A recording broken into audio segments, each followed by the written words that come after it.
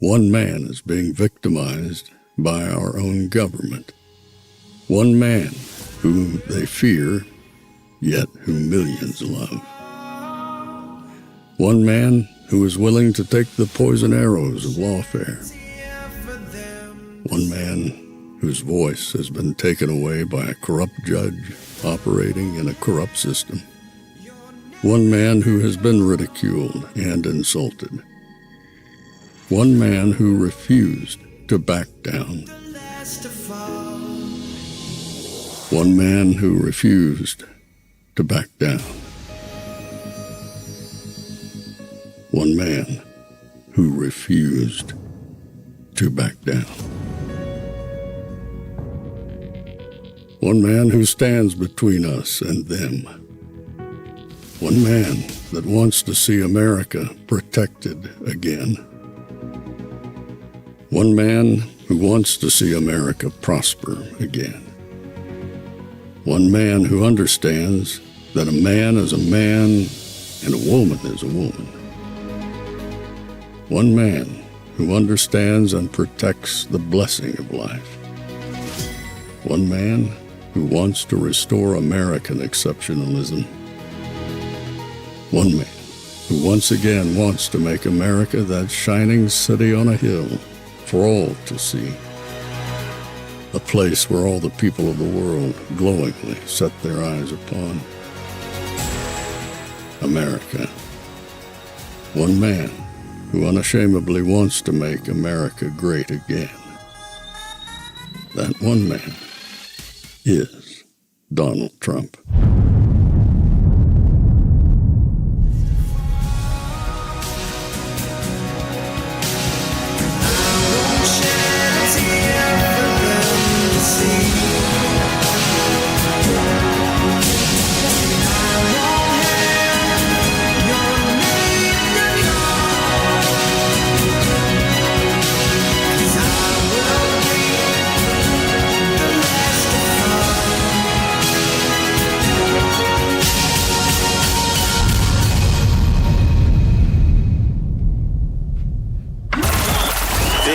Is Fanfare with Barry Cunningham.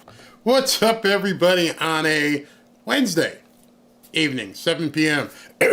Hope you guys are all doing fine. Nothing much going on today, is there? Not a whole lot going on. Wow. I just want you guys to remember something. I've been saying it quite a bit in my videos, and I'm going to give it to you again. I gotta create a banner so that I can hit the button and it'll pop on stage. On screen. And what I've been saying is there is no such thing as a conspiracy theory. There is only information that has not been revealed. And if you just keep thinking to yourself, I'm not the guy who runs out there and does things as soon as he hears them, because I'm like, there's going to be some more stuff coming out. The assassination attempt was Saturday, and I've been waiting to do a recap show on everything that's been going on. And every time I get ready to do it, something else happens. And I'm like, okay, so I'll do it on nope, something else happens. And then I'm planning the show for tonight, and I'm like, oh my God, what the H is happening? What is going on? So, I want to tell you what's going on. I personally believe there is a war going on that we don't see. I really, really believe that. I didn't say it up until right now because I was just surveying the landscape. Even before Saturday, I felt like there was, seriously, an internal civil war going on that we weren't privy to yet, but that it was happening. Well, Mr. Donald Trump, President Donald Trump, released his first ad today to basically bring out J.D. Vance and to let people know about the Trump-Vance campaign. And that's no longer Trump campaign, it's the Trump-Vance campaign. I'm going to play this ad for you. And I want you to really, really, really pay attention to what's said.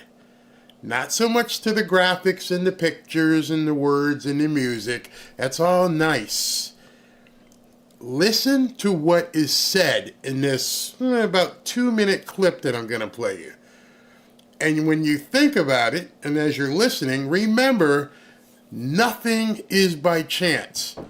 All kinds of comms and messages are going back and forth that most of us will never know what these messages are. Dan Scavino, who is Donald Trump's media guy, he likes to put his messages out there with music.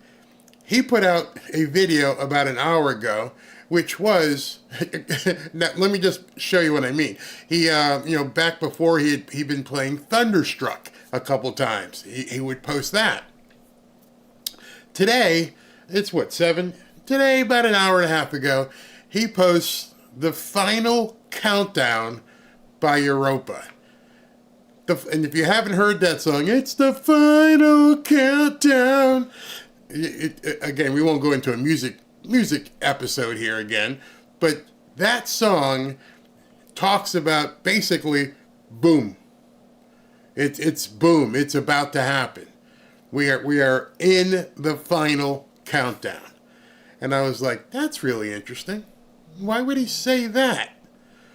Then, after that came out, we find out that Mr. Biden is going to have to go hiding. They've pulled Biden off the road with no notice. The people, he was at an event. He was supposed to do a speech today. And we're talking, it's 7 now, we're talking about 5 o'clock this all happened. You have to understand the timing. Earlier this morning, they're talking about, well, he may pull out or get tossed out. Adam Schiff comes out and says, you need to go. Then a poll comes out and says 70% of people, like 75% of people said, you need to go. Nothing happens. He has a speech scheduled. Remember, he had a speech scheduled. People were in the audience, and somebody had to walk up on stage and say, yeah, well, Joe, he just caught the C word and he's not going to be able to make it. And we're going to take him back to the bunker in Delaware, not to the White House, not to Walter Reed. We're going to take him to the bunker. We're going to isolate him in Delaware. You're telling me from 8 o'clock or whatever time he gets up, 11 o'clock, I guess, all day long, he might have been coughing or whatever. I'm not feeling good. No one in the White House, no one in his traveling medical team said, let's go ahead and stick this thing up his nasal cavity and see if he's contracted the C. Hope you know what I mean when I say the C, because people upstairs don't even like it when you mention that word. And so now they say at about 5 o'clock, yeah, he's got the C, he can't come on. Well, that was after Donald Trump posted this video that I'm about to show you. And I'm one of those guys who thinks words have meaning, that people who understand what they're writing really think about what they're writing. They just don't sit there and go, oh, that sounds good, it rhymes, let me just put it out there. And Donald Trump, as I know, is a master marketer, and I know he's surrounded by people who understand what his comms meaning communications. He puts out this video. The video is so compelling, I was forced to tweet this. Oh boy, in case you didn't realize it, in case you didn't realize it, we are probably experiencing a clandestine civil war in America. And here's your hint.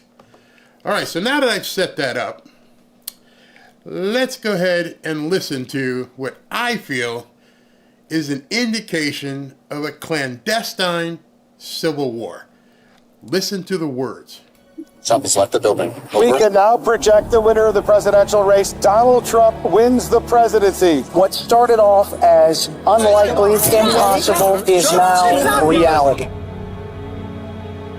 I will fight for you with every breath in my body, and I will never, ever let you down. We have a president who actually fulfilled the promises he made during the campaign. Securing the border to foreign policy. He now has a record as president that's pretty damn impressive. Breaking news out of Palm Beach, The FBI has executed an unprecedented search warrant at President Donald Trump's Mar-a-Lago estate. The former president has both sides of the political aisle up Is in a arms. dangerous and unstable moment in American history. The Justice Department has just indicted former President Donald Trump. 7 years. They hated him, they targeted him, they hunted him. This is the epitome of the abuse of the prosecutorial power to preempt political decisions. I never thought anything like this could happen in America. The only crime that I have committed is to fearlessly defend our nation from those who seek to destroy it. The more that a broken system tells you that you're wrong, the more certain you should be that you must keep pushing ahead. They want to take away my freedom because I will never let them take away your freedom. They want to silence me because I will never let them silence you. They're not coming after me, they're coming after you, and I just happen to be standing in their way, and I will never be moving. On November 5th, 2024, justice will be done. We will take back our country, and we will make America great again. America will always rise to every challenge and overcome every danger. Donald Trump seems to always get stronger when challenged. These types of things, I think, give him strength. When I'm reelected, I will totally obliterate the deep state. As long as we have pride in our beliefs, courage in our convictions, and faith in our God, then we will not fail. Chills. To me, chills. So I'm going to go over these words. So I don't know if you guys actually picked up on them. Let me see some of the comments that might be coming in. All right. So I'm going to go in order in some of the words he said. Obviously, words matter. He started off with something, and he ended, and I think both of those referenced the assassination attempt. He started off with fight, fight, fight. He started with that. Then he said, we are in an unstable time. Then he used the word, I am hunted. Then he said, I never thought it would come to this. Then he said, the system is broken. Then he said, they've tried to silence me. Then he said, and he didn't say anything about the presidency. He says on November 24th, or November 5th, I will win the election and justice will be brought. Then he said he's going to rise up. Then he said, and this is what got me, I am going to, and I don't know if you guys heard it, if you want me to play it again, now that I pointed out, he closed with something else. But before he closed, he said, and I haven't heard him say it in any speech, I am going to obliterate the deep state. I am going to obliterate the deep state. And then he said, which I think is something profound, and he is now realizing it, I can't fail because I have God on my side. Actually, he said we. I don't know if you caught all those references. And I just went, oh my God, honey. And I was talking to my wife. I'm like, we're in a clandestine civil war. And what's going on right now is just, there's stuff happening back there behind the scenes that we don't know. Some of it, obviously, we just saw. And then today they had to pull Joe off and stick him in a hiding Biden place. We don't even know where he's going. We're not really going to know where he's going to be. But he used those words. We've seen all that imagery before. We understand, he's got so much footage. But they chose to have that narration, and I'm sure they picked here and there, but I've never heard him say it just like that. I am going to obliterate the deep state. To me, that was a laying it down. I'm coming for you. You came for me. You hunted me. You hunted me like an animal. And with God on my side, I did not fail. You did not fail, meaning us. And now, here's what's going to happen. And I just went, whoa. I mean, Collective Soul was a good band. They took Joe to the dungeon. And so what I have to be here, yes, they said that all of a sudden today he just happened to get the C. Yeah, can't believe it takes everyone a week to figure out that this was allowed to happen. I need 2 hours after you. Yeah. So I just hope you understood that. Or at least, let me put it this way. It made you think about some things. It made you think as to what exactly is going on. So I've got a lot to show you and a lot to go over with you. If some of you have seen the news lately, you know what's coming. If some of you haven't seen the news lately, sit down, grab a Coke, grab a beer, whatever your choice of beverage is, and settle in. Because I know this platform doesn't like people talking about conspiratorial type things. Oh, it's disinformation and misinformation. So instead, I'm not going to say much about my opinion. I am going to just lay things out and let you go, let you think for yourself. See that, guys? I'm not going to say stuff that's conspiratorial. I'm just going to lay it out there and let you hear it and make up your own minds. So, let's,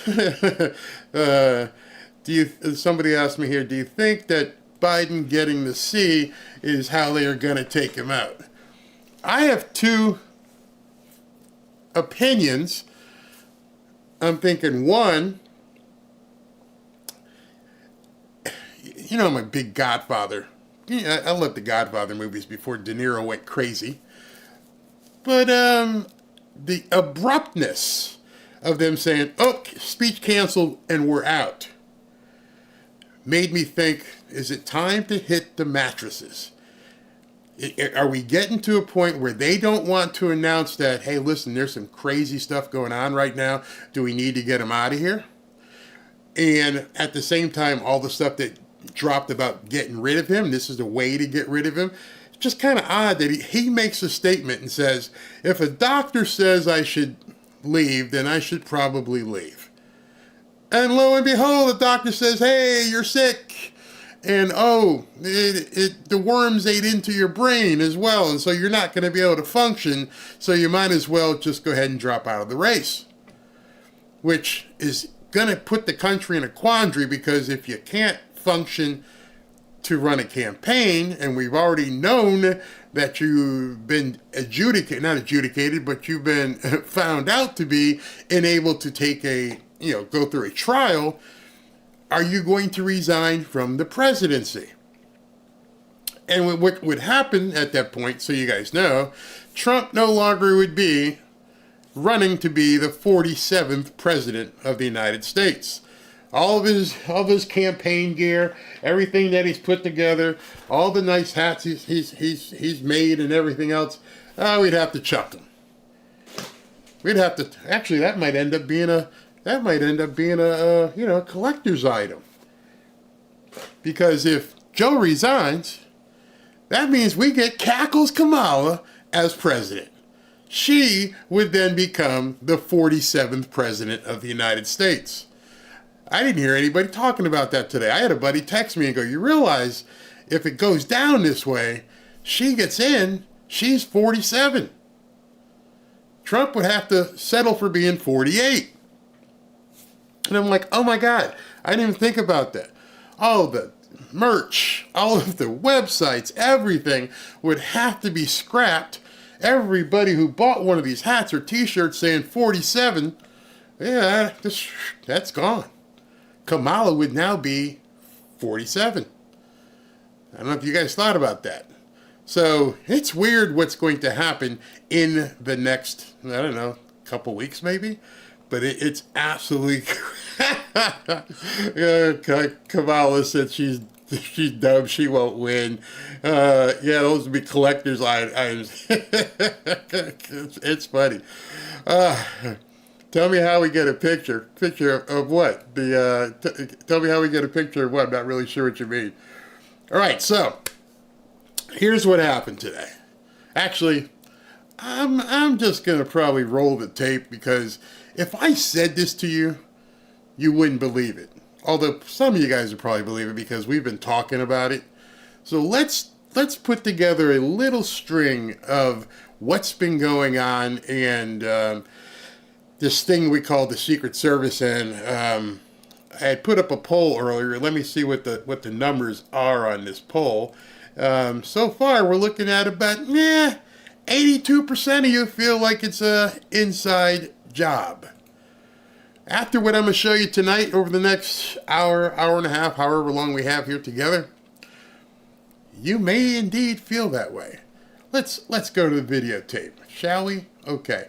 This dropped in the middle of a television show. The 5 was on, and about 5:10, this news came out. Because there's been a huge update on what the Secret Service knew about the shooter minutes before Donald Trump took the stage. For more, we want to go to Aisha because there was a briefing today. You got some information about what happened, Aisha? Dana, good afternoon to you. We just got a big information dump, and some of it is deeply, deeply troubling. So I'm going to hold your hand and walk you through this. Just bear with me here. A lot of notes that I'm going to look at here.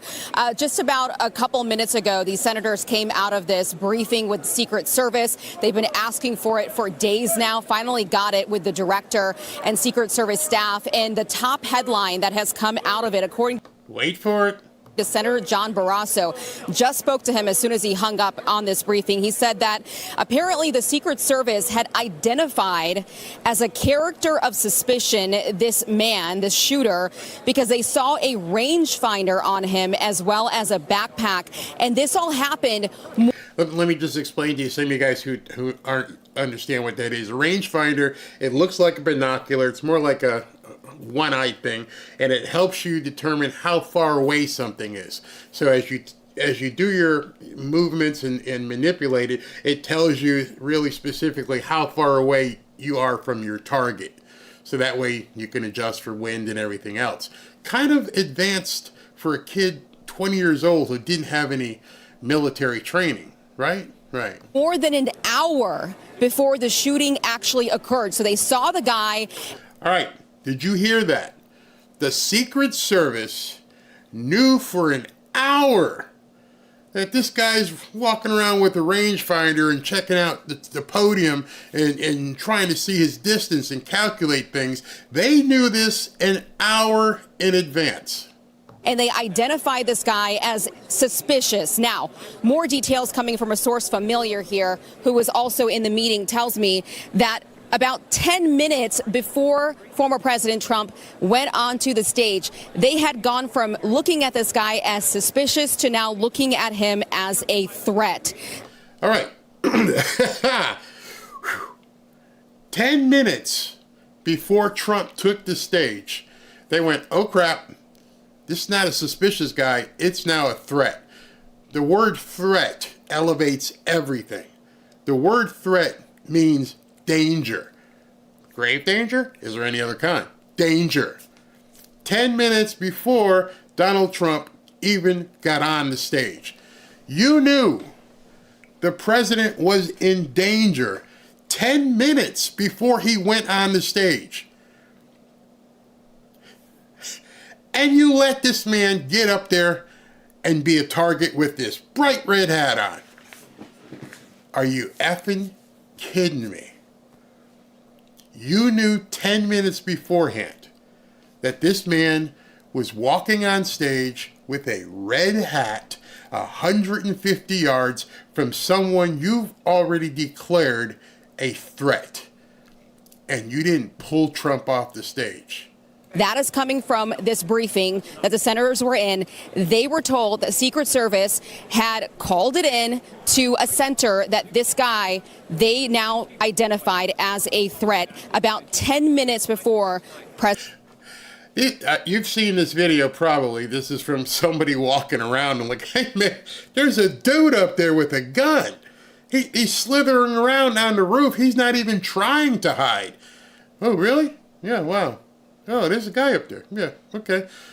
Dude, he's got a rifle and he's getting ready to point it at Donald Trump. Oh, okay, we'll get on it. Go, keep walking. President Trump walked on stage and they still allowed him to walk onto that stage. I'm told the Secret Service agent in charge there was on the phone with local and state police about the threat while the shooting was taking place. That's huge. And that is raising a lot of concerns. And now concerns my butt. If it walks like a duck and talks like a duck and squawks like a duck, it's a friggin' duck. What do you need to be concerned about? Major calls for the director of the Secret Service to step down immediately. See, that's one of the problems I have. Enough with the step downs.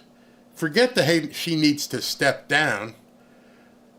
She should be in handcuffs. The people who didn't do anything should be in handcuffs. Enough with hearings. Enough with meetings. Why is she not arrested? Let her lawyer fight it out with the court, whether or not how deep she was involved in this. Put some cuffs on her. Perhaps then she'll start talking. None of this makes any sense. If you or I were that person or did something where people saw us and we ignored it, that's basically being complicit. None of this makes any sense. GOP leader Mitch McConnell just tweeted that he wants her to step down. Several senators that came out of this briefing want her to step down immediately. Another little nugget of information. Think about that. Why has Biden not fired her? Why does he never fire anybody? She knew the man was walking on stage with a bright red hat from a guy 150 yards away with a high-powered rifle.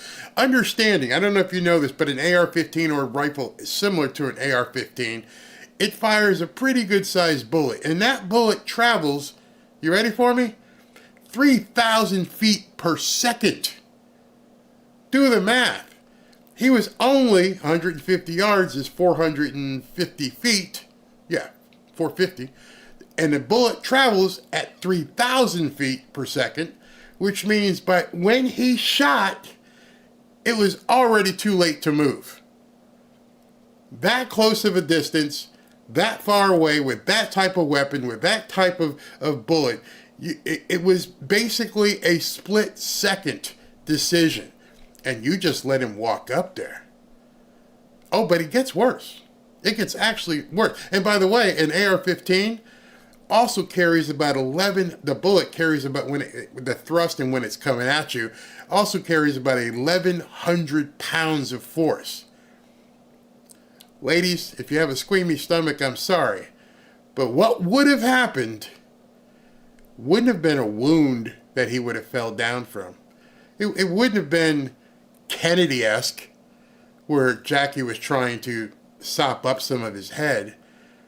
In all likelihood, it could have removed his head on national television.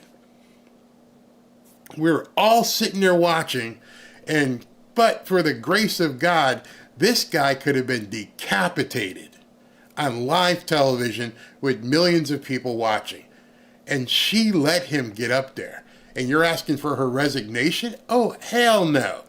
You need a lot more than resignation at this point, honey. That came out of it that is interesting here is that they still don't have a motive, Dana. They're trying to actually hack into the shooter's. Are you stupid? I'm not stupid. I don't think I am. You're telling me they don't know what the motive is.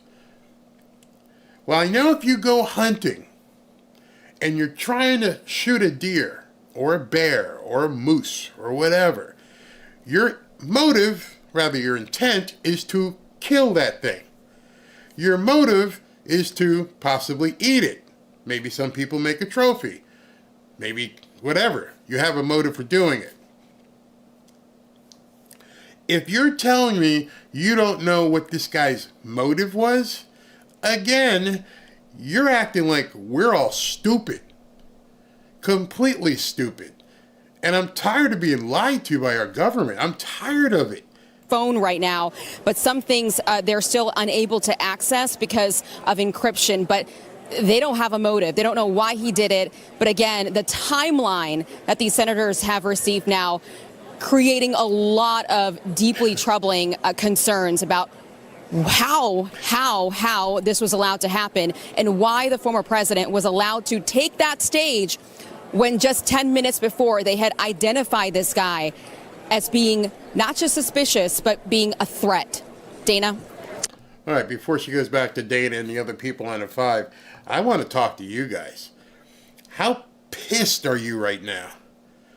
What kind of answers do you want? At this point, I don't even want answers. I just want heads. I just want them to be removed. Joe, you're toddling off to Delaware or wherever they're going to hide you. All this news is coming out, and your people almost got Donald Trump killed. And it's only by the grace of God that he didn't get killed. And you're calling for resignations? Oh no. If we had a real attorney general, you would immediately send somebody out and arrest these people. There is definitely probable cause. Definitely probable cause to put somebody in cuffs right now and start interrogating them and doing whatever you need to do. I don't care. Take them to a black site somewhere and start waterboarding people. Find out what in the hell this woman knew and who else knew. One of the other stories out there is this kid had no social media. Wait till I tell you I found that he does. You know, if there were actually some investigative journalists on some of these networks, they would have found out. Actually, one did, because that's how I got the video. The kid did have social media. You've been told, hey, he didn't even have social media. He's a 20-year-old kid, and he doesn't even have social media. BS. You're going to hear this come out over the next couple days. Oh, we found out. That's because you didn't look. The news at this point is waiting for people to tell them stuff. And it's funny because God bless Elon Musk. If it weren't for Elon Musk allowing people on Twitter to share stuff, and you have to be careful, there's a lot of BS out there. There's a lot of conjecture. There is a lot of conspiratorial stuff. But then there's some stuff that makes you just go, yeah, I think this guy's on to something. Let me find out what you got. Did you say you want a waterboard? Yeah, I said it. Yeah, that was me. Joe don't have the C. Bullcrap. He thinks Sasti is in hiding. Yeah, what's this? He had a TikTok. He had a TikTok and he had a Snapchat. But everyone's saying to you right now that he doesn't have that. This has been a Democrat pattern since 1865 when they took out Lincoln. Absolutely. I don't think anyone on government knows how to speak the truth. Ain't that the truth? I mean, seriously, what you're just saying is, at some point, come on, man. And I guess power is so intoxicating that they will do anything, and literally anything, to retain power. I actually saw somebody today, and it kind of gave me chills. Somebody said today, the next time, they're not going to waste it on having somebody misaim something. And I was like, oh, wait a minute. Are you talking about IED, bomb, poison? And no, I'm not being conspiratorial. I'm just saying, wow, what lengths will they go to at this point? What are they so afraid of? What is it that Trump is going to do that has these people so freaked out? Probably the same thing that JFK was going to do. It's almost the exact same thing. JFK, if you go back and look at your books, or not books, but read into it, he had said, hey man, these three-letter agencies, this ain't cool. These people, man, I think we're going to have to do, this was 60 years ago, and he was talking about, hey man, I think we need to reel this in. There's something wrong with these spooks. There's something wrong with the way they handle things here. And when I'm gone and this guy's gone, this same pool of spooks is still here. They're the ones who are stirring shit up all around the world, doing whatever they want. You also know that, I think it's today or Monday, Trump begins getting the presidential briefings. So he's going to be able to start seeing what's going on around the world again. You think that might have freaked him out as well? You think they're like, hey man, we can't let this guy see this stuff. Oh man, he's gonna tell people. We're in deep crap once Trump starts getting the PDR, Presidential Daily Briefing, PDB. What happens when Trump starts getting this report? We already saw somebody on MSNBC, one of those kooks over there, James Clapper or the other one. They're like, we're going to have to sanitize it. No, you're not. There's no such thing as sanitizing. You got to give him the information. He's the front runner. That may be why they're freaking out. So let me get through this so you guys can hear this. Thanks, Aisha. Judge, let's go to you about that new information that the Secret Service had about an hour's heads up.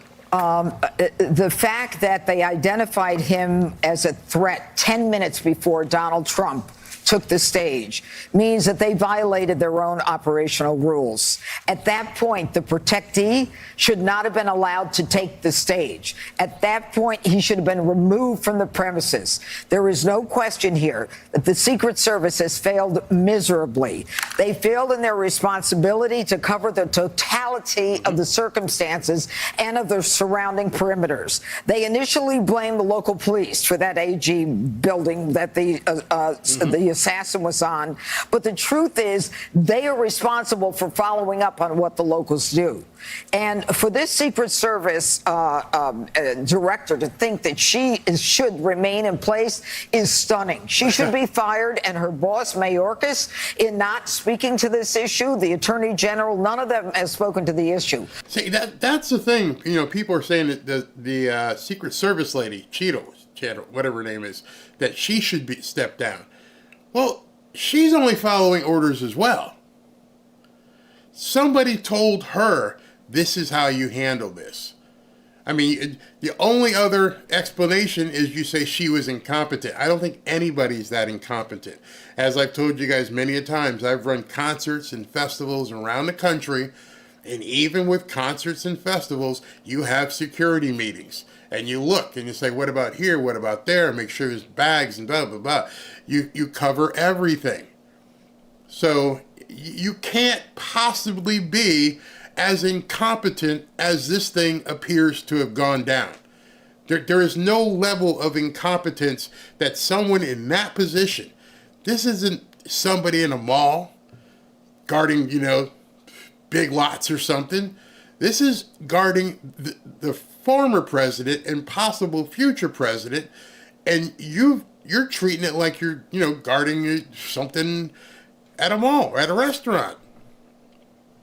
There is no possibility that someone in that position, surrounded by other people in other positions, assistants, and all this other thing, could be that incompetent. It just couldn't be.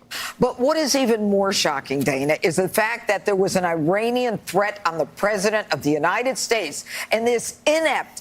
Oh, yeah, stop her. Did you guys know that? That all of a sudden, they released to the public a couple days ago that the Iranians have put out a hit on Trump. Oh, okay, thanks for the news. Oh, by the way, when did you know about this? Oh, a couple weeks ago. What? You knew that you had credible evidence that the Iranians wanted to put a hit on Trump, were looking to take him out. You've known for a couple of weeks, and you didn't say anything?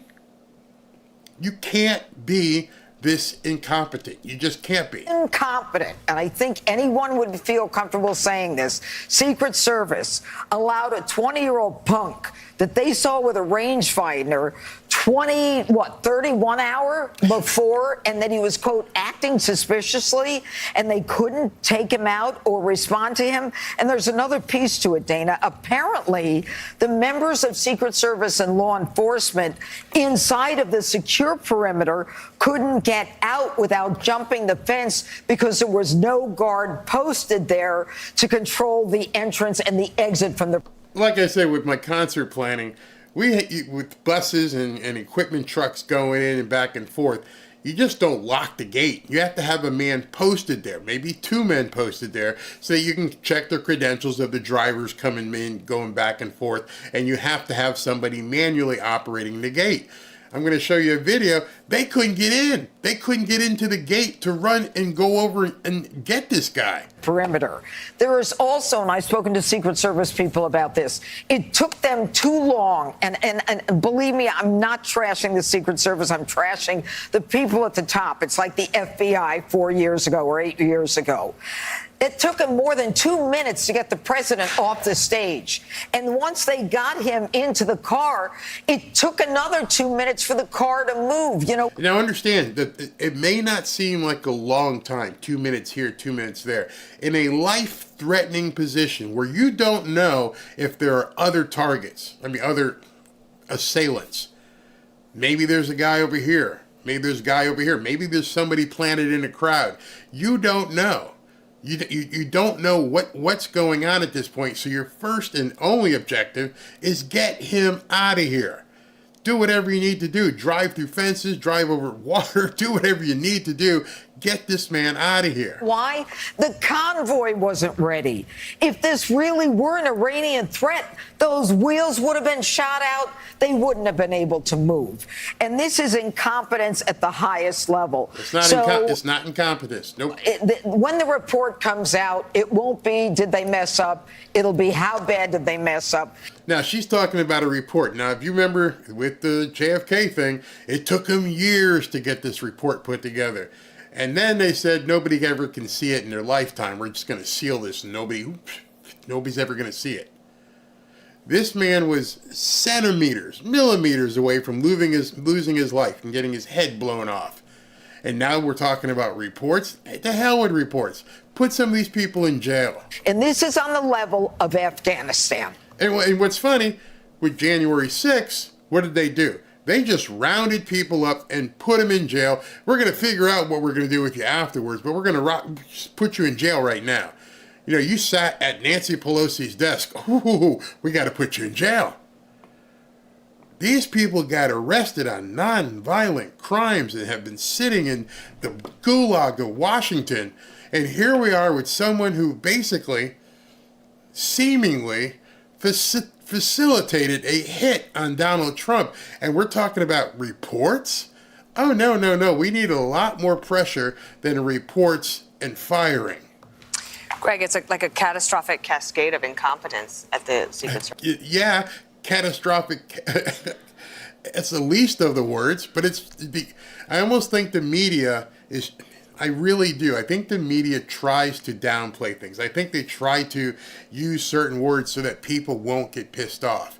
Do we have any evidence, that there was this was intentional? No.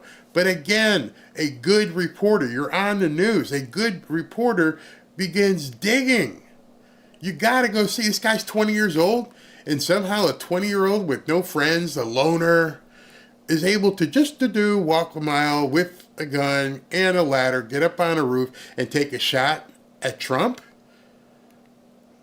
If you guys haven't seen the 2 movies or 3, go look at The Bourne Identity. Go watch that. And then also watch Manchurian Candidate. And then, if you still don't have your fill, go ahead and watch Shooter with Mark Wahlberg. I almost said this movie. This incident is almost a carbon copy of the movie Shooter. I mean, if you watch the movie Shooter, go ahead and go on Netflix or whichever station you have and watch, after we get done here, go ahead and pull that down and watch Shooter. And tell me when you watch Shooter, if you don't go, damn, they basically used that script on Trump. It is that eerily similar. No lie. Wouldn't BS you. You download that movie and you're going to see this guy. Well, I'm not going to give it to you. You watch it and then you tell me next time we talk, and I'll look at a comment, if you don't think that movie is just a little too similar to what we just saw last Saturday. I mean, down to it basically a script. It could actually be the script. Biden said put him in the bullseye, so why can't they blame him like they did Trump? Good question. Great question. Those are great movies. Yeah, if you guys haven't seen them, The Bourne Identity, you may have to watch all three of them to get to the end to see what happened. MK Ultra. But you'll see. Go look at the movie Telephone with Charles Bronson from years ago. Then, of course, watch Shooter, and you'll see some things. Barry, did you see this morning where they said there's a shooter B, shooter C? Yeah, and because the people up there that are looking down right now on me and making sure I don't say things, I can't get into that. But I'm going to show you a video where, again, I'm not saying it, someone at the event, not someone watching a video on YouTube, somebody at the event said, there was something else going on at the same time. They were there. I wasn't there. You weren't there. There was somebody there who said, yeah, you guys check this out over here because we saw it, we heard it. And nobody wants to talk about it. Fox is just a disinformation channel. Yep. Trump better hire his own security. Somebody said he need to hire Blackwater. Get those guys get going. The Pelican Brief. That was another good one. Absolutely. What was that, Barry? I missed that. Which part? The movies? Oh. MK Ultra. I didn't say that, did I? Did I say that? I said it. Yeah, okay. I said it. Yeah, this might be one of the problems. Are you going to open? He said he was going to open the files on JFK. And he's probably going to open up the files on that other guy who had the island. And that's probably got a couple people kind of weirded out. Because you have to think, what would compel somebody to do such a heinous act that you felt like, obviously you feel you can't beat him. You know, so forget the polls at this point. Forget every single poll. Ignore polls from here on out. If you have to go to the extreme of taking somebody out, your opponent, the guy from the other party, if you have to take him out, then you already read the data and went, okay, we're screwed. We can't win. So if we can't win, but we need to win, we only have one option. And I feel, my opinion, is that option was exercised on Saturday. Okay, let's continue. This wouldn't happen if we had slanted roof control. Yep. That's where this all comes down. It's the roof builders that caused this problem.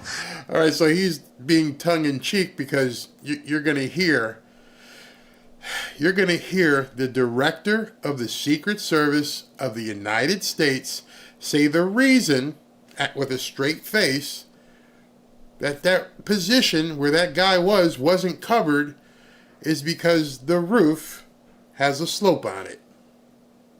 Her exact words.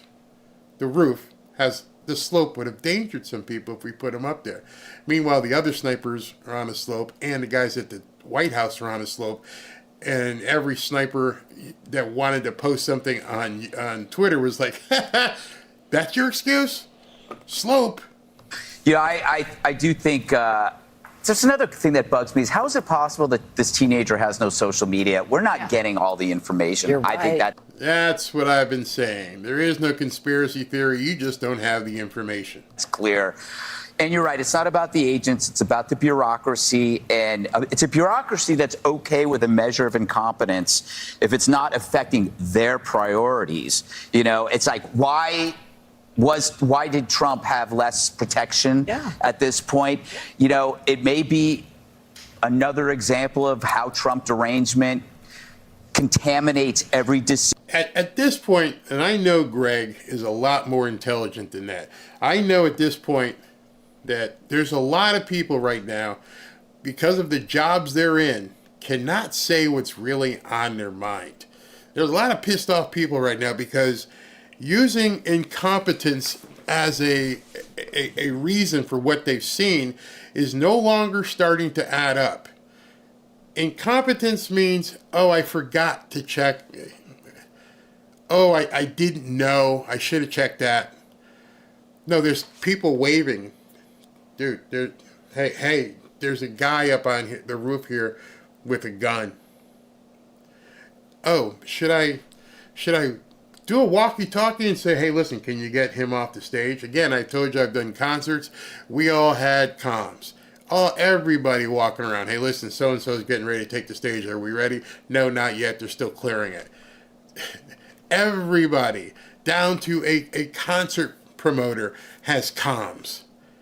So you're telling me that the Secret Service didn't have the communications in order to get this guy off the stage.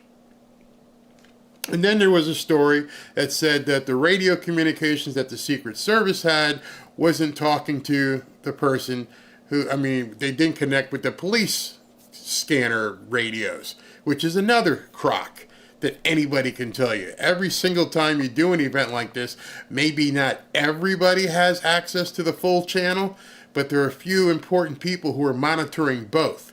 So that if you're at position A and something happens back there, you can say all points, and then the person who's one of the all points people has the ability to relay that information to another person instantaneously. Code. All of a sudden, everybody's hearing it, no matter what radio you're on. Code. Back gate, intruder, blah, blah, blah. And you act on it. So they're assuming people are stupid. And they are also assuming that the media can't relay this information. And so the general public just goes, oh yeah, the radios weren't matching. The two radios, the police radio and the Secret Service, they weren't on the same channel. And so they didn't know what was going on. We had Secret Service, we had state police, we had local police, and nobody was talking to each other. I can firsthand tell you, my wife could tell you, that's BS. That is total, unadulterated BS, and nobody on the media is saying it. Nobody is saying, that's bull. We all know there's a tactical channel. We all know there's an all-hands channel, whatever you want to call it, that everybody can hear and access. Everybody knows that who's ever done any type of security. And all the media would have to do is talk to someone who's been involved in it, and they'll say, that's bull. Think about it. Let's imagine this. Imagine you're at a concert. You're at Live Aid, which I worked. And somebody has an epileptic fit or a heart attack. Do you think you have to go, hey, can somebody dial 911 and get an ambulance back here? My walkie-talkie doesn't contact med support. Or can I hit a button, boom, boom, boom, code. We need help back here. We have a person down. It looks like they're having a heart attack. And then everybody basically comes in. It's a lie. That's not conspiratorial. That's an absolute lie that the channels weren't talking. So I'm taking up too much time. Let me go. Decision you make and you don't even notice it. It's like, it's Trump. It's Trump. Politics is downstream from culture. Those are the words of Andrew Breitbart. And that means even Secret Service politics is downstream from the media culture that rewards the easy virtue of DEI over the uncouth traditions of meritocracy. The news amplifies. This isn't even DEI. A lot of people have been saying, oh, it's a DEI hire, the girl who couldn't holster her gun because she was a DEI hire. I don't even care about that. What I want to know is if you can be DEI, but you can still be trained. So if you knew going in, hey, we're going to put this untrained person from the JV, we're going to put this JV squad person who really has never done close contact security, She's been doing things with the DEA, but she's never done close contact security. That's malice. That's an intentional malice of forethought. Hey, listen, President Trump is going to do a speech. We already know the Iranians want to kill him. Remember that? Okay, so if you know that, never mind this kid, if that was true, if the Iranian threat was true, and you knew this going to this event, why in the hell did you send the JV team? Why would you have put the JV team there if you knew there was an existing threat besides this kid? Forget this kid. Forget this kid never existed. Trump showing up to a field out in Pennsylvania, you know inherently, hey, listen, we've got credible intel that the Iranians want to kill him. Okay, maybe we should, send some real people out there? Maybe we should send the real security? Not the mall cops? So, at that point, it's not incompetence. It has to be malice of forethought. Somebody had to say, F it, it's Trump. I don't care. Who cares? It's even worse than that. In my mind, it's even worse than that. The hoaxes, they assign opinions to people, including those who are mentally ill. Meanwhile, the Secret Service bureaucracy is seduced by the headlines of diversity, equity, and inclusion. They know you'll get a positive reaction if you sink your costs into that rather than, face the challenges of the harsher stances of meritocracy, whether it's, the physical fitness standards or the things that you demand from your agents. This has nothing. Blah, blah, blah, Greg.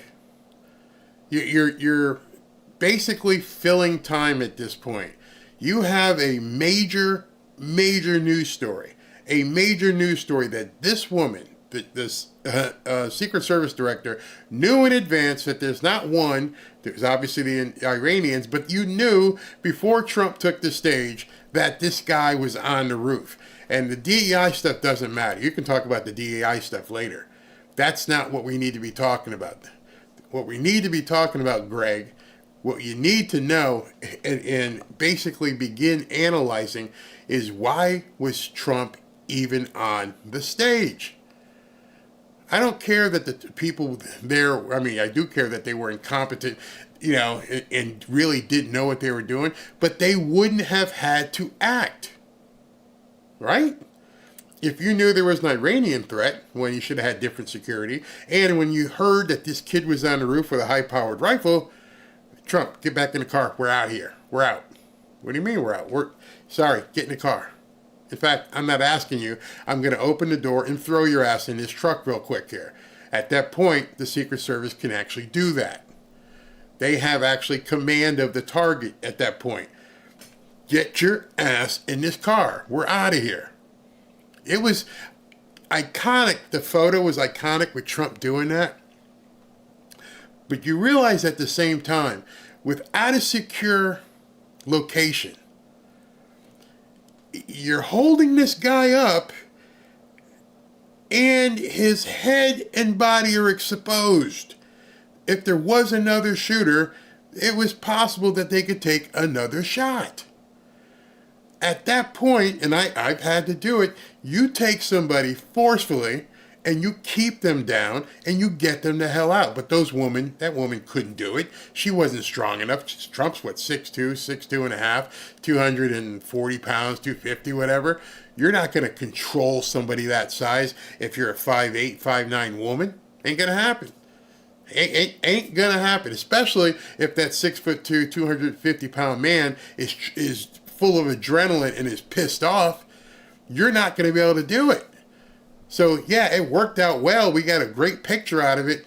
But, oh, my God, it was terrifying seeing his head exposed after just taking, a shot. Nothing to do with the agents themselves. It has to do with a bureaucracy that has become contaminated by a mindset. And content. Yeah. Jesse. Well, I do blame not only the head of the Secret Service, but whoever the Secret Service site commander was for this. They set the perimeter.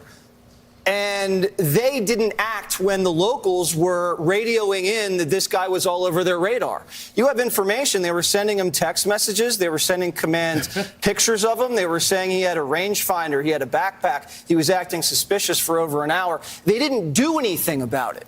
The men who were in charge. See, that's not incompetence. Incompetence is, like I said, the lady was too small. She couldn't get him down into the car. She couldn't get him down lower. That's incompetence. Oh man, I was too small. I couldn't shield the guy. He was too big. That's incompetence. Not taking any action while you know there's a threat, that's not incompetence. That's malicious intent. Hey, it's Trump. Let him go. I mean, it just doesn't make any sense whatsoever. President Johnson after Lincoln, President Johnson after JFK. There's a Perry Johnson running for president. I don't know who Perry Johnson is. It was indeed the most frightful thing I've ever seen. I've seen some bad things. I never saw something so absolutely crazy as that. Never even seen it. So it's been an hour. Let me take a break here real quick and pay some bills. Judge Napolitano here. Did you know there's a silver shortage? Former Wall Street analyst John Rubino predicts the silver shortage could cause an imminent price spike. Listen to this. So that silver shortage we've been predicting for such a long time is finally here. Solar and electric cars are using up all the metal that is out there and then some, and that's going to spike the silver price in the next couple of years. I used to own just gold. Now I also own silver. Why should you consider silver? Find out in the Silver Shortage Report, and my trusted friends at Lear Capital will send it to you for free. Lear is whom I trust whenever I buy silver. Get your free Silver Shortage Report and see why experts believe silver prices are set to soar. Lear Capital, over 25 years in business, thousands of 5-star reviews, and a 24-hour risk-free purchase guarantee. When you call, ask how you can get up to $15,000 in bonus silver. Call 800-601-5430. 800-601-5430. In the hours leading up to the shooting, we're now told they eventually called law enforcement to report that Crooks was missing, and they were worried. And they also were told, those parents are now being cooperative now with authorities, but they gave them the heads up that something's going on with our son. Wait. So now we're finding out that the parents called the police, Secret Service, or whoever, and said, hey man, our son's kind of wacky. We should know because we're mental health counselors. That's what his parents are, which would make MK Ultra even easier, but I didn't say that. And by the way, you see that picture of him right there? Guess who took that picture? You ready to throw up? The Secret Service. The Secret Service took the picture of him and sent it into command and said, this guy is looking really suspicious out here. So in addition to knowing he was a threat, they actually had a picture of the dude on site. So let Harris continue. Are worried. We don't know the texture or the details of their concerns. So in other words, well, were they worried that he had a gun? Good question, Harris. You are specifically correct. We don't have the texture, the context of what that call was about. So who leaked that to the police that, hey, listen, the parents called in and reported a problem? When did they call in and report this problem? This is all the kind of stuff that nobody's getting the answer to, and somebody knows the answer to that. Obviously, a lot of people know the answer to that. They're all zipping their mouths right now because they're terrified. Were they worried? You know, what were they worried about? Were they worried that he was going to try to attempt to kill a sitting president and then go ahead and turn into an assassin and kill another person? And she's so pissed. I love Harris because she's one of those people. She has a hard time keeping her poker face. She's spitting mad. Injured 2 others. It was an attempted assassination on Trump, but he managed to murder anyway. Mm-hmm. Are we talking about that? What were they giving the cops a heads up about? This is the first time we are hearing this. That's what I'm saying. Why is it the first time you're hearing that. And think about it. Who put it on your teleprompter, and who told that person to put it on a teleprompter? How did you find out? And how is nobody tracing this stuff back? It's funny. I see a comment here I wanted to take and said, dude, red pill me, dude. Yeah, this is some serious red pilling. Again, do your homework. Go watch Born Identity. Go watch Telethon. Go watch Manchurian Candidate. Watch all that stuff. Watch Shooter. Watch Shooter tonight. If you watch Shooter tonight, you're gonna leave. You'll end up watching that movie and going, oh my God, oh my God. All right, let's continue. We'll stay on the story, and we will bring you the details, updates as we get them. Crook's parents were looking for him hours ahead of the assassination attempt. You said that local law... All right, so this is the director of the Secret Service. CNN catches up with her and asks her a few questions. Watch what this woman says. Enforcement was responsible for that building. What did you mean by that? So Secret Service respects local law enforcement, and we could not do our job either investigatively or on our protective mission without them. In Pennsylvania, in fact, on that same day, they were also working the First Lady trip and a vice presidential trip. So I understand the constraints that they're under, and as I said earlier, we couldn't do our job without them. At that particular site, we divided up areas of responsibility, but the Secret Service is solely responsible for the design and the implementation and the execution. So the Secret Service is solely responsible for the design and execution of the security plan. Okay, remember that. Of the site, and that's what I was trying to stress, was that we just divided up areas of responsibility, and they provided support to those areas of responsibility. And you mentioned the First Lady's also event in Pittsburgh. You guys have a lot of areas to cover. Were any assets diverted from the former president's rally to her detail? No, there were no assets from the Secret Service that were diverted at all. Okay, so no one swapped out any of the posts, for example? No. So this woman who's asking the question, she already has in the back of her mind that there's some sort of conflict there. So that's why she asked her twice for a reaffirmation that this was what's really going on. And she probably knows at this point this woman's lying to her, but she doesn't have the rank to call her out. Okay. CNN, of course, has reporting that... So, hey, I got this report that says the Secret Service increased security for former President Trump because of a credible threat from Iran. I've spoken with several people who look at the perimeter, hearing that news, look at the perimeter and say, how, knowing that there was a credible threat against the former president, how could that perimeter be so small that it excluded a building just 150 yards away from the podium? I can't get into the specifics of any threats, but obviously with all of our protectees, we're constantly monitoring the threats that are out there, and we design our security plan based on that, also depending on the venue and the environment that we're in. And on that particular day, a full advance had been completed, but this is also why we are doing an internal review, and we look forward to the external review as well. And obviously, if there are things that we need to change about our policies or our procedures, or if this is not a woman who understands the gravity of the situation. This is a woman who just said, I did this, I did that, we are fully responsible. And if there's something we need to change, her own words. Again, not being conspiratorial. This woman said, if there's something to change. Are you still doubting, Miss Cheadle? Are you doubting that there should be something you need to change?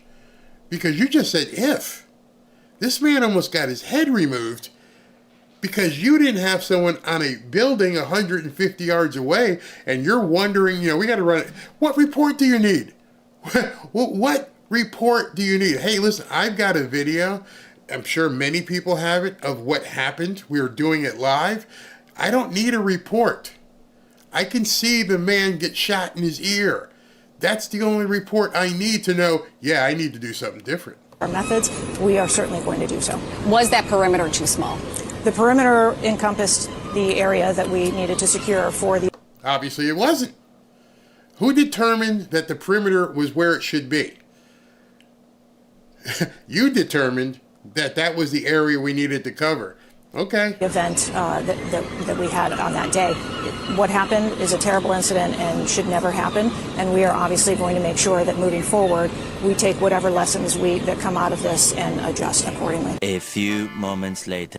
So she just, basically, it's the local police and we use them to do some things. So let's talk to the local police. Yeah. Not settle after an event like this, but what prompted me to post and on the social media platform last night, and of course, obviously talk to you today, is that our local Butler Township Police. This is a commissioner from Butler, Pennsylvania, and he's about to drop some serious science. Their duties that were assigned to them, and we have an operational plan that details all that, were strictly traffic detailed. So that's all the local police were there to do, is traffic, direct traffic, parking, do whatever they need to do. They weren't there to secure a facility.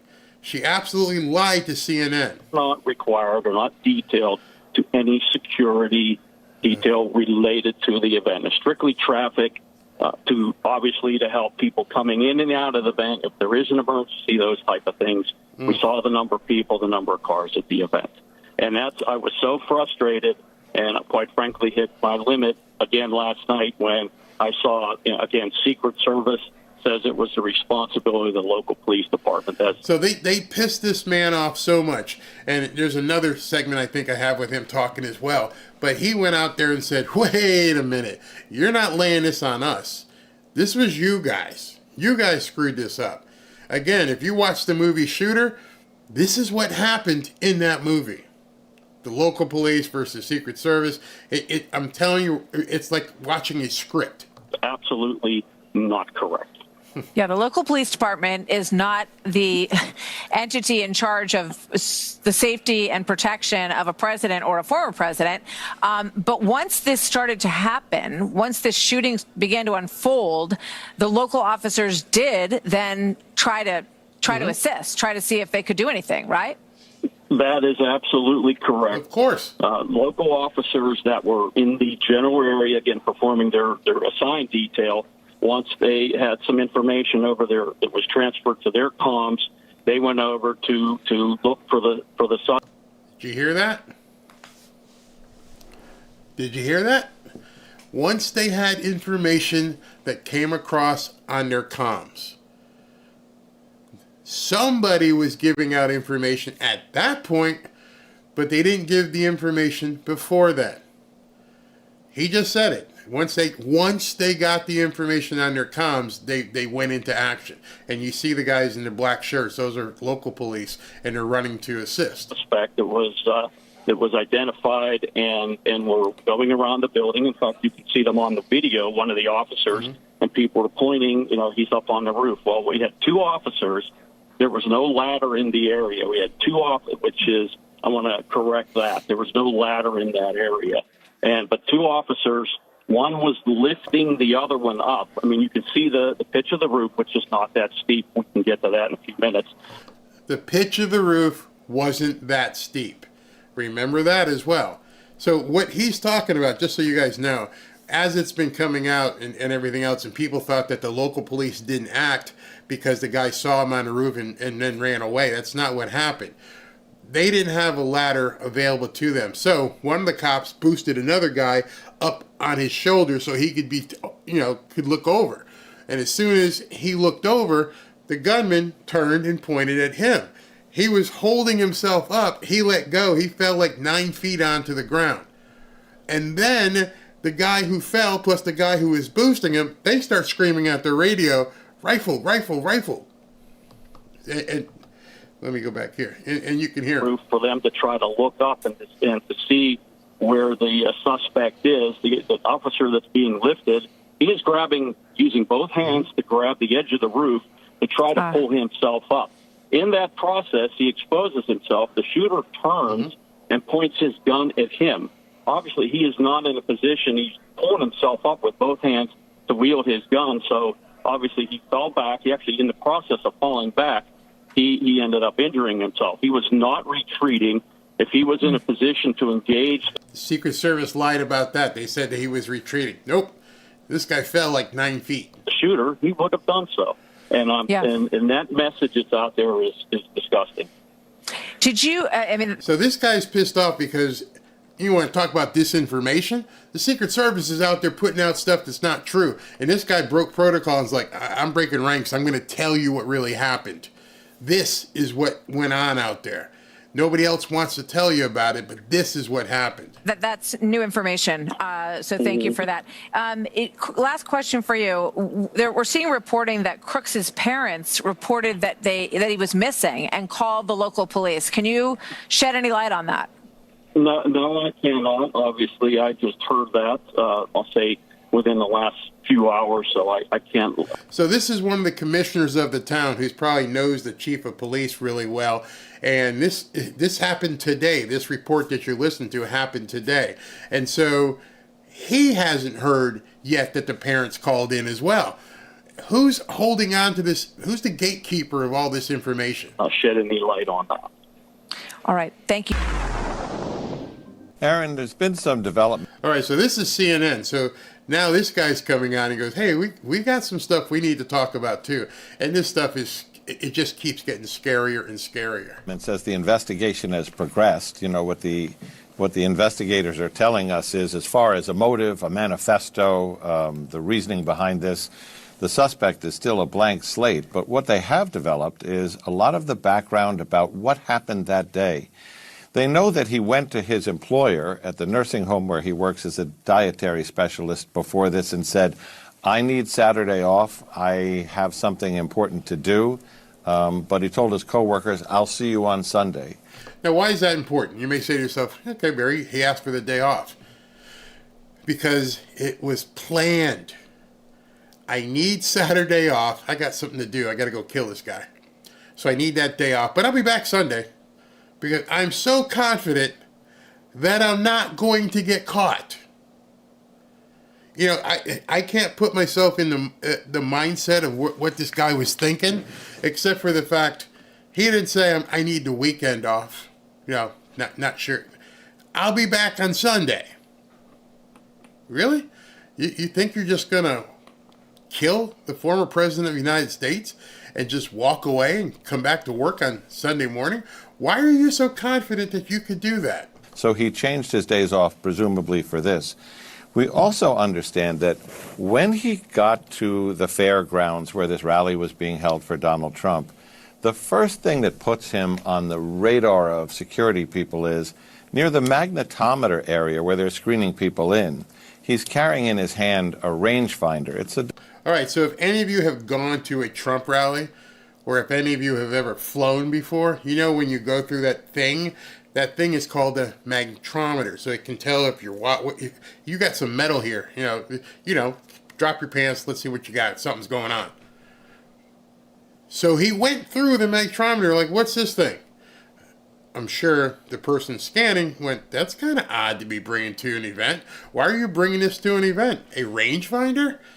Device that looks like a small pair of binoculars, but it's used by shooters to measure the distance when they're setting up a long-distance shot. Because he didn't have a weapon, that would not have prevented him to go through security. Okay, that's basically the map layout of where the event was. But they did flag, what does he have this in his hand for? At that point, they told people, keep an eye on this guy, but then he leaves the secure area, the staging area, and he doesn't turn up again for some time until the crowd says there's a guy crawling up the roof and it appears he has a rifle. There is an eerie moment in here, Aaron, where he's taking the rangefinder and he's looking through it at the counter sniper positions. And so anybody who's ever done security will tell you, if you're looking at somebody and they're looking at the stage or whatever to see the band, that's one thing. But I'm looking at the counter snipers. I'm looking to see how far away they are. I'm looking at the lay of the land here.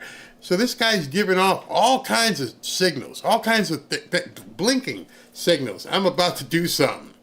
I'm about to do something. And none of these trained professionals, I don't expect you as an individual to see these things. But put yourself in the situation of you're a Secret Service agent and your only job is to protect the target, Donald Trump. And none of this stuff, nobody's telling you? Yeah, obviously, because everyone's saying now that he had a rangefinder. That alone would have been hold up. Nobody needs to bring a rangefinder to a political rally. So let's check this guy out. One of the counter sniper positions is looking at him through the scope. At this point, there's not a gun in the picture, as I understand it, but they're saying he's looking at us, looking at him. He's looking at us, looking at him. So you got the counter snipers up on the roof going, what's this guy doing? And the guy on the ground's like, what's these guys doing? And nobody says, this is a little weird. Hey, Johnny, yeah, you want to go check out that guy? He's stage right, about 5 rows back, brown shirt, really weird looking guy with glasses. You didn't want to go check him out. Nobody? Nobody? Just start sitting there looking at the weather and hanging out? He's looking at you, looking at him. Then when people alert the police and they try to come up the ladder to get him, and he confronts them with the AR-15 gun, they dive for cover, and then a moment later he opens fire. But a lot of this sounds very spread out. The end of it happens very quickly. The last piece is... Think about something. I don't know how many of you guys or ladies in the audience have fired guns. But if that story is correct, here's what they're telling you. The cop pulled himself up onto the roof. He sees the guy with the gun. The guy with the gun leaves his fixated position and turns and points at the cop. Cop drops down and falls. Literally, you're saying that this guy who is no longer in his fixed position comes back around and can fire off shots that miss Trump by this much. A 20-year-old kid who's not a sharpshooter, even though it's 150 yards away, that bit of information right there tells me there's something wrong. I'm looking, I'm ready to shoot. I'm locked in. I see the cop. And you're telling me he gets right back to that same position and he's ready to fire. And you guys shoot again? Believe that? The search of the car, as we reported last night, 2 remote-controlled IEDs, remote-controlled bombs in the... So now we're supposed to believe this 20-year-old loner walked a mile with his ladder and his gun, with his 50 rounds of ammo, and also became a bomb technician in the process as well, who worked at a, what did he say, nursing home or something? No, doesn't sound like MK Ultra to you, doesn't sound like an asset. Watch those movies and you'll just see somebody who just happens to have a high-profile rifle, is able to reacquire his target quickly, understanding, hey, listen, I've been made, they're coming after me, I need to turn and fire, and I've got bombs in the car. Well, why would you have bombs in the car? What were you hoping to do when you got back to the car?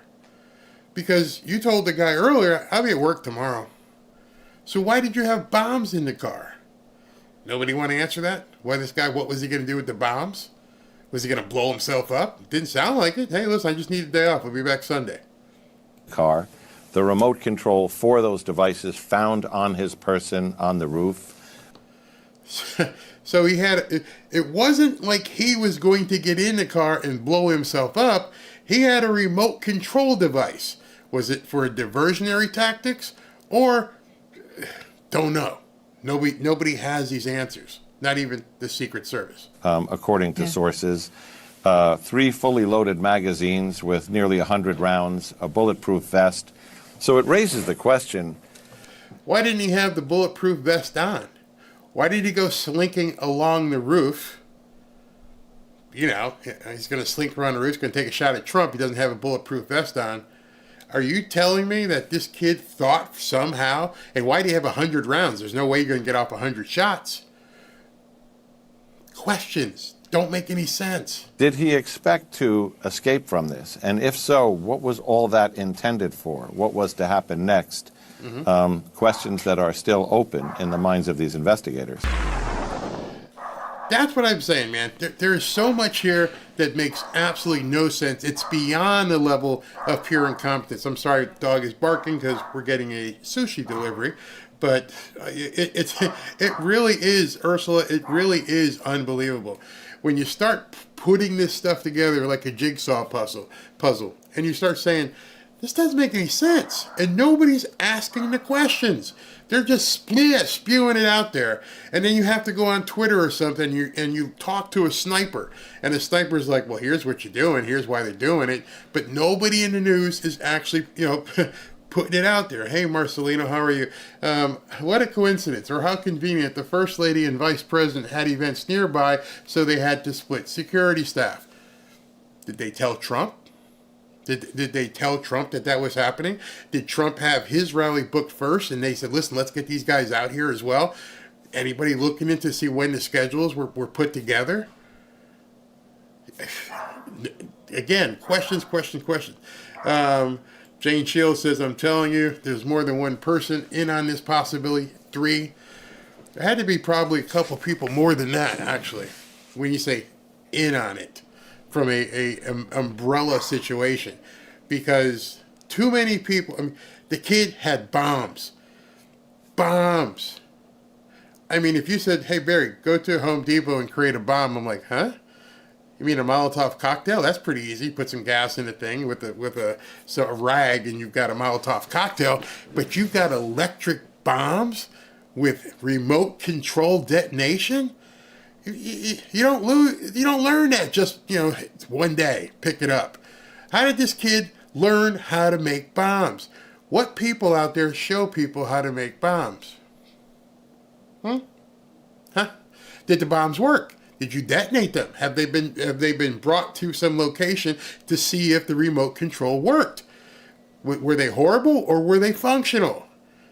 Why did he need so many? He was in one car. If he just had a bomb, he would have blown himself up. Why were there bombs? Why were there more than one? And you're telling me there was nothing on his phone. Okay, so he's 20 years old. He doesn't have any social media, supposedly, which we know is a lie. There's no phone records. What does that sound like to you? That sounds like an asset. He didn't even have ID on him. That is basically the definition of an asset. That when you look at those movies I just showed you, which again are just conspiratorial, obviously the programs are there because these guys wouldn't have made movies about them. People have talked about them for decades. This guy was a ghost. He was a 20-year-old ghost with no ID who happened to learn somewhere how to make bombs. Okay. Now, roses smell like poo-poo. Again, I don't have the information. I'm just giving you guys some of the questions. Good question here. How did he buy 100 rounds of ammo without an ID? Where'd the ammo come from? I understand the gun came from his father. Where he took it from his father's house or whatever. No, Wolf, you're right. It doesn't make any sense. Let's see here. I remember initially the story was he didn't have an ID but was identified by DNA. Also was stated he didn't have a criminal record. So what would his DNA match to? I'm going to give you the gold star right now. You picked up on that. A lot of people are just like, oh, they got his DNA. That's how even my wife was watching TV. She got it immediately. She used to be an EMT. She's like, how'd they get his DNA? How did they have his DNA in advance? Think about that. As the information came out, Shedux here from Shedux Film Group, he realized it. He went, wait a minute. Hey. How did you have his DNA? And why would you need DNA? He's dead. His hands are there. You can get a fingerprint right away, right? Oh, There's nothing in the database for his fingerprint. Too many questions. Somebody said, don't stop this investigation ever. Okay, so he was in a BlackRock commercial. How'd they pick this 20-year-old loner kid to be in a BlackRock commercial? Too many questions. Let's see here. Somebody wrote something I wanted to get to. Where was that? GAMG3 says, as of February 2023, Pennsylvania law does not require sellers to verify the age of a buyer when selling ammunition. I didn't say age. You don't have to show any ID either. You can just walk in and say, give me 100 rounds of AR-15 ammo. Maybe that is okay. I'm not really sure. Someone is saying here that, ooh, that would be scary, Jane. It would be scary if they can get your information from that source. What does JV team mean? JV team is a sports analogy. There are two sets of teams, sometimes three in a high school team. You've got your high school varsity. You've got your JV, which kids who aren't good enough to play varsity, and then you have your freshman squad. Sometimes there's no freshman squad, you just have JV, and then you have varsity. You have not gotten enough skills yet to be on the varsity team. So when you say JV team, then basically what I was saying was that the security guards from the Secret Service that were there, the detail, that was the JV team. They shouldn't have been there yet. These were the DEI hires or whatever who shouldn't have reached that level where they were guarding a former president. Through BlackRock. Yes, some of you guys have looking at. He was wearing a t-shirt from a YouTube channel. He had social media. All this stuff is going to come out. The AK, someone asked where'd that come from. Supposedly that came from his dad. When you're sent to prison, they take your DNA, so maybe he's been in prison before. Interesting. You know what else is interesting? They said he worked at a nursing home.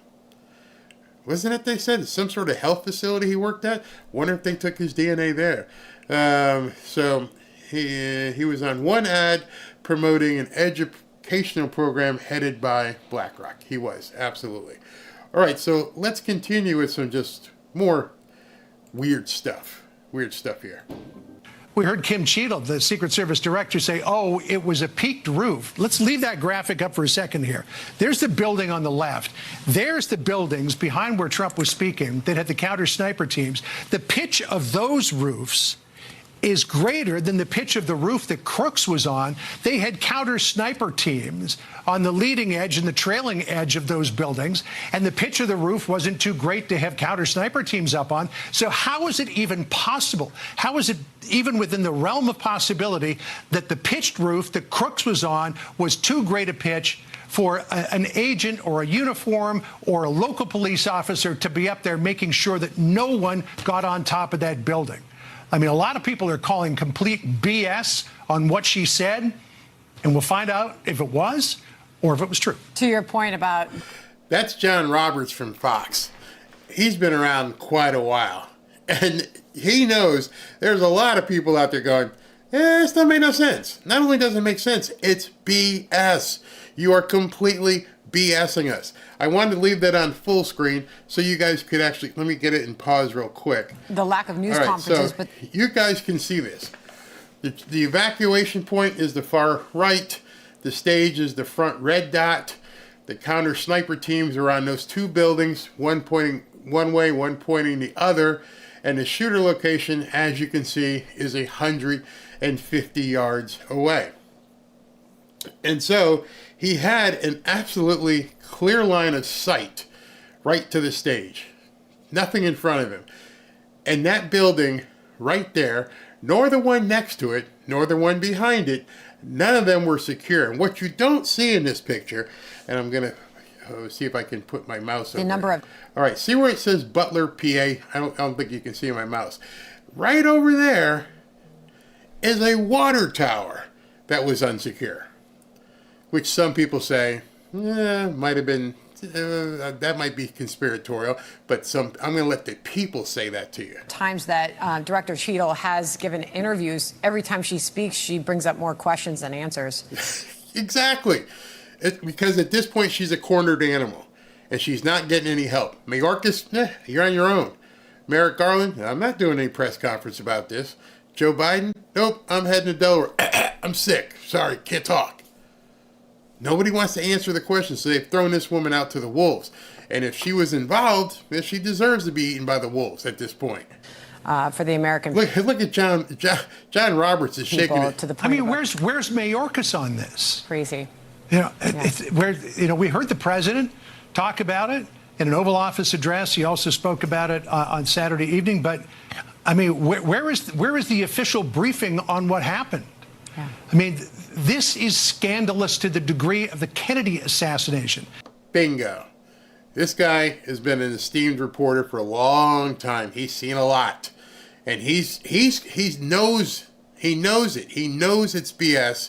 He knows he's being fed a line, and he's wondering what the hell is going on in this country. And how did Lee Harvey Oswald ever get a gun into the Texas Book Repository building and fire out that window and kill President Kennedy? I mean, that's something that we're still talking about to this day, and yet nobody's saying a peep about what happened just 91 hours ago. Thank you, John. Thank you for saying that. Thank you for being the only person on any of the stations, including Sandra Smith here, who can't wait for him to get done. She's just nodding her head, okay, we need to keep going. And he's like, because he used to be an investigative reporter. He basically retired to the desk here at Fox. But anyone who's been an investigative reporter is like, hey, man, you're not even asking the right questions. You are not even bringing the right questions to bear. He fired off 3 or 4. And he's absolutely right. It's been 60 years since the Kennedy assassination, and we still have questions. How can it be that we still have questions about an event that happened 60 years ago, and now they're doing it all over again? They're hoping in a week or so with the news cycle, nobody will talk about it. It'll just go away. Just write it. Just write it. It'll go away. It's like a bad night. It's a bad night at the debate. That's all it was. It'll be okay. We'll write it out. Crazy. Hard to believe how little we know still. John, thank you. It's hard to believe how little we know still. You're the news. You are responsible for getting the information. Now you just sit at a teleprompter and look pretty and just read the words on the screen. You're not out there doing the work. I wonder at this point how many investigative journalists there are at these networks. Do they just pick up the phone and go, okay, tell me what to say? Oh yeah, my source says blah, blah, blah. Well, aren't you out there asking the questions? Why aren't you out there talking to the guys that were there? Why aren't you talking to the people in the audience? What happened to all these people? I would put up a website right now, 1-800-CALL-ME. If you were at the event, I'd love to hear your story. Don't hear it. There is literally nothing happening from the news. Oops, okay. All right, so I wanted to do this video. A couple people have referenced it, and I wanted to basically hone in on it so you guys can see. So this is after the shots have taken place. And these cops, they're not Secret Service. These are cops who basically were, like they said, were supposed to do traffic. And they're running because they're like, hey, listen, we need to help. We need to get in there and find out what the hell is going on. We don't know if there's 2 shooters. We don't know if there's 3. We don't know if it's 1. No one's talking to us on the radio, remember? No one's talking. So if no one's talking, we know someone just took a shot at Trump. We need to get in here. Well, unfortunately, you can't. Why? There's nobody manning the gate, and they chained it shut. Watch this. They're trying to figure out how to get over there. That building that you see at the top is where they need to get to, where all the help needs to get to. And they've got this gate shut, and they called somebody with a car and said, hey man, come here and ram this gate. Look. They're like, what do we do here? And finally, someone with a SUV is here ramming the gate. Hit it like you mean it. Look at the guy's having to take shots. By now, everybody could be getting shot. And there's no access to this gate. Hit it again. And people are like, are you kidding? So you got like 10 or 12 guys there who are supposed to support, and they can't even get in. Massive failure. Who locked the gate? And then they finally get open, and obviously the guys are running over there at that point. But the gate was locked. They couldn't even get support over there. Imagine if there were cops shot and you couldn't get even, EMTs over there. Total chaos. And they've got to run all the way across. This guy's throwing chairs. It's crazy. Absolutely crazy. By now, the guy's been neutralized on the roof, and they're looking around trying to figure out this lady here. It's kind of odd. She came over. Looks like somebody's hurt. But now we're looking up at the roof, and there's guys on there, and they're standing over the body at this point. Unbelievable. That's how close they were. People on the ground could see the roof. Unbelievable. And these are all the cops that she said, were there to support, but they obviously weren't there to support parking and everything else. The gate was locked. Incompetence or inside job? When you saw... All right. I'm going to take some comments after this one. This is her talking again. I believe this is ABC talking to her. Listen to this. It'll make you puke. The events unfold on Saturday. Shock, and then concern, obviously, for the former president. Investigators now trying to determine whether roof access had been properly locked down. The shooter climbing up seemingly unimpeded, about 400 feet from the stage, with a direct line of sight on the former president. Look at that. I mean, that is chilling to me. I mean, it's terrifying when you think about it. There's their model, and it shows that it's almost as if they cleared the sight lines. I'm waiting for someone to bring that up. And I'm like, wow, it's just so happens to be that you cleared the sight line.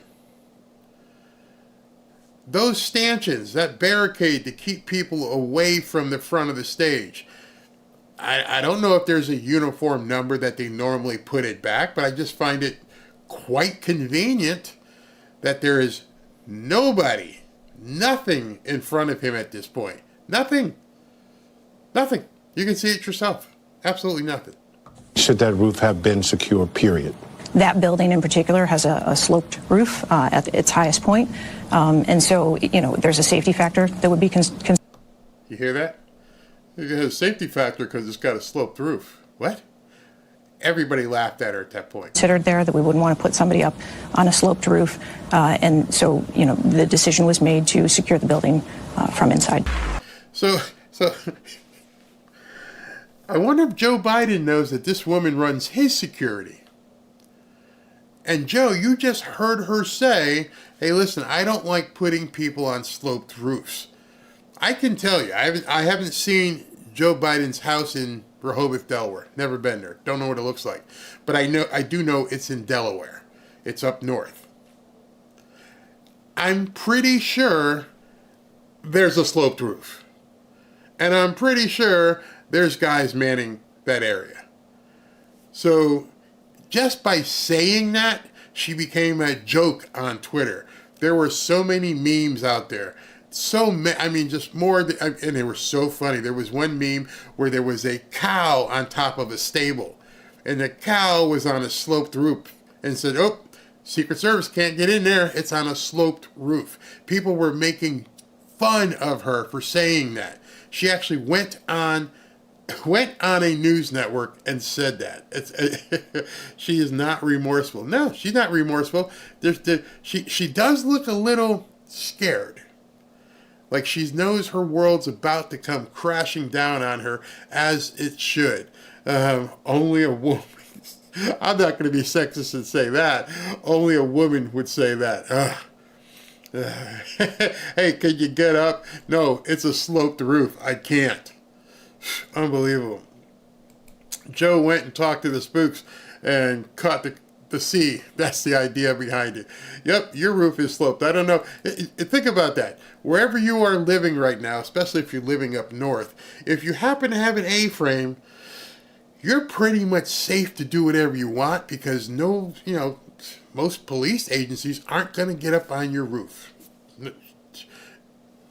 Asinine. It's more asinine that she actually went on a national news program and said that, I had to protect the guys from being on a slope roof when everybody has seen the snipers on top of the White House. Everybody. And then those of you who haven't seen the White House saw it at Trump's rally. The guys on the stage behind him, on the building behind him, were on a sloped roof. It's just incredible what's going on right now. But let's continue. First crack of the gunfire. All right. So I'm going to see if I can back this up a little bit because I want you guys to really hear this. This is a person who is actually at the event. Okay, so they're there, and I'm wondering why there aren't more of these talk to the people there interviews than. Let me just let you hear what she has to say. We're going to go full screen on this. Hopefully you can hear it. And so, the decision was made to secure the building from inside.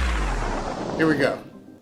First crack of the gunfire, and I just screamed, it's the sniper, and he was firing down toward the water tower. That's what we're hearing. And then at that same exact moment, there was a spray from the right side of the stage that I thought was some type of gas. Mm-hmm. Or not gas, but smoke.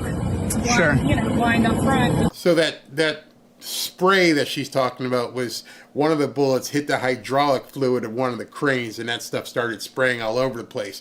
But the fact of the matter is that this woman, eyewitness on site, said she saw someone in a water tower. Is she crazy? I don't know.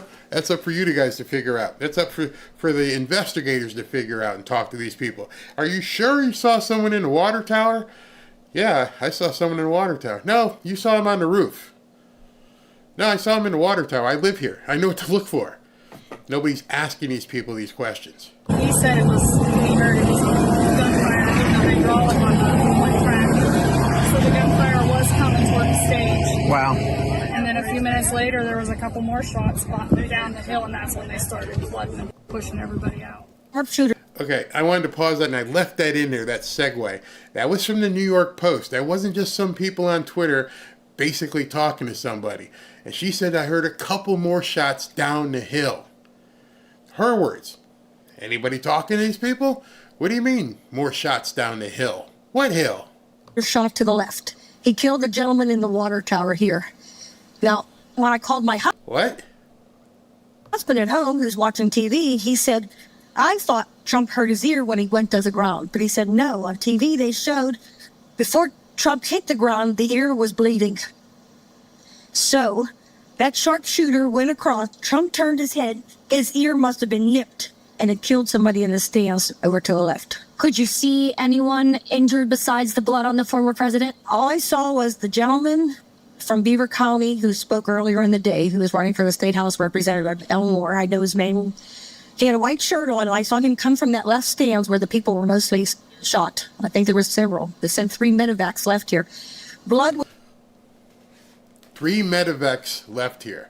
So we know Corey Comparator died.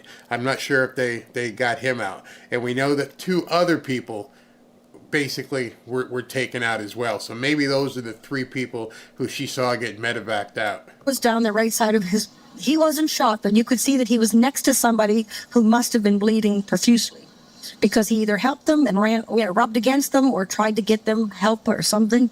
It was covered. So I knew that he was near somebody. That was my first indication that somebody was actually shot when I saw his blood on his shirt. Aaron, when did you realize that, hey, this might not be fireworks, this might be something else? When they got Trump down on the ground. We were just so concerned that he wasn't hit because we couldn't it happens so fast. It's really hard to process it. I guess if you have it on your camera to see the exact minute, you can tell. But when he got up, he did not look out. I've heard coming out here is now they feel that there was 2 shooters on both sides. I wasn't there. I don't know.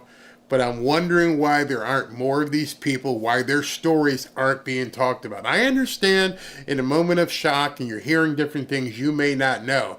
But I had to go back and find these things from the New York Post. The New York Post put these things together. And I haven't seen anybody else really talking to people who were actually there. So they got the one on the tower on this side, but the one on the right side they never got. What? They got this guy, but they didn't get this other guy. What other guy are you talking about, ma'am? Do the Secret Service know about these 2 spots that you're talking about? So that's why they wanted us to leave immediately, because they thought there's still a shooter out there somewhere. So there could be in these woods around. And I feel sad for our country. I feel sad for everybody, I mean, yeah. When they don't like the guy, don't vote for him. Really? Don't kill him. We love the guy. We're going to vote for him. I mean, what is up with his violence? I mean, it's just terrible. I mean, I just wish that people that, I'm glad that guy's no longer with us anymore in that tower. And I hope they get the other one too. And I hope they don't nick them. I hope they. What other one?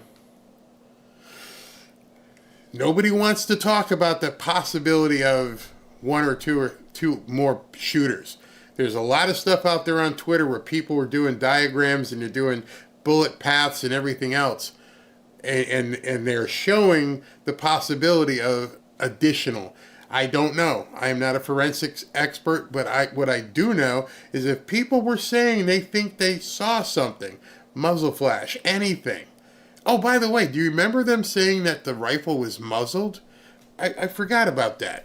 Do you remember early, right after the shot, they were saying that the rifle was muzzled?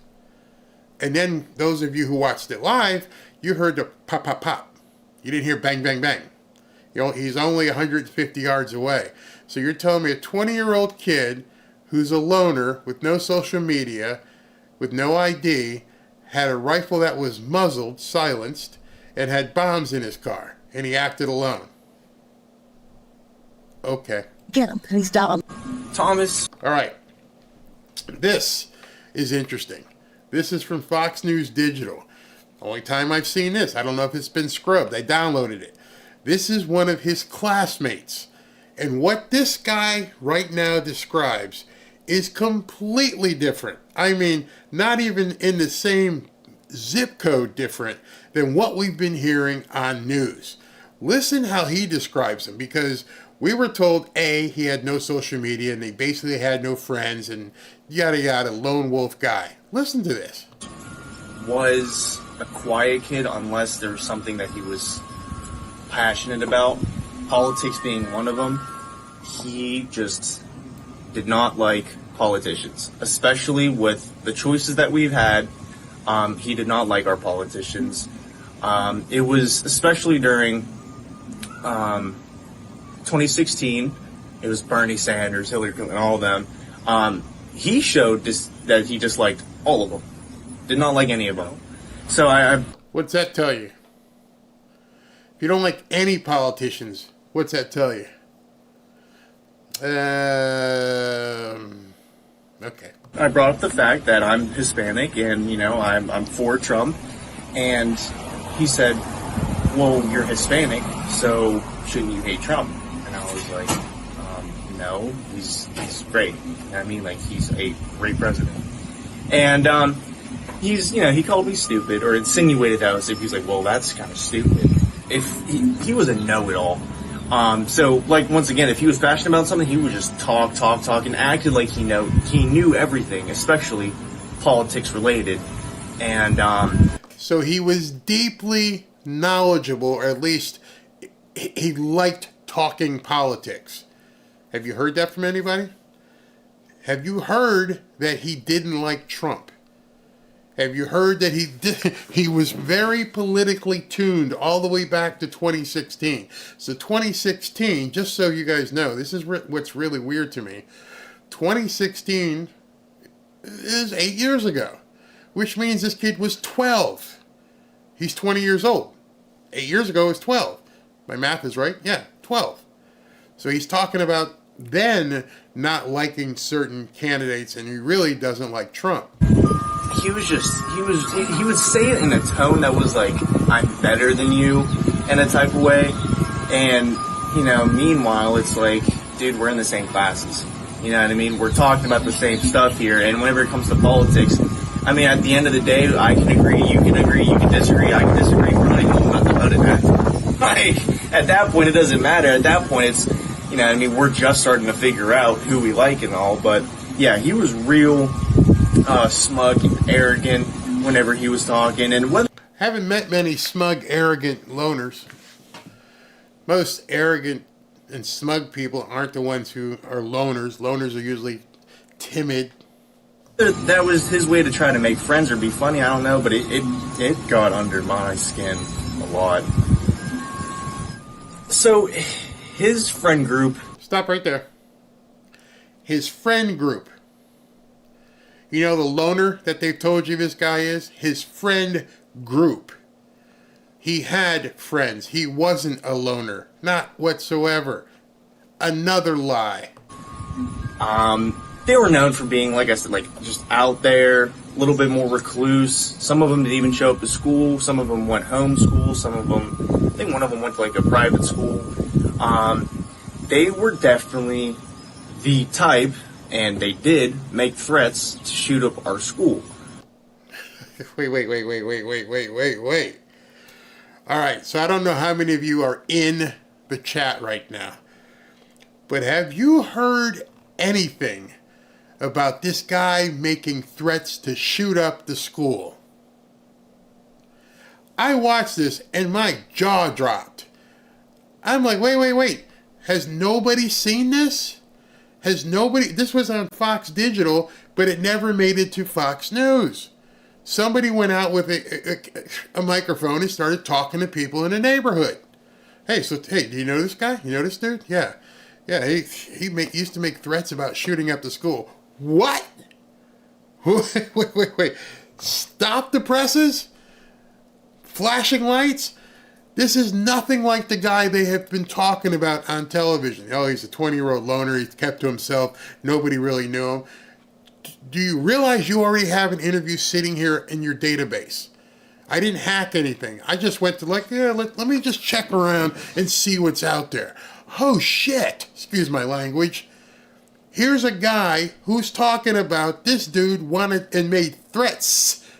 Threats, not threat. They made threats to shoot up the school.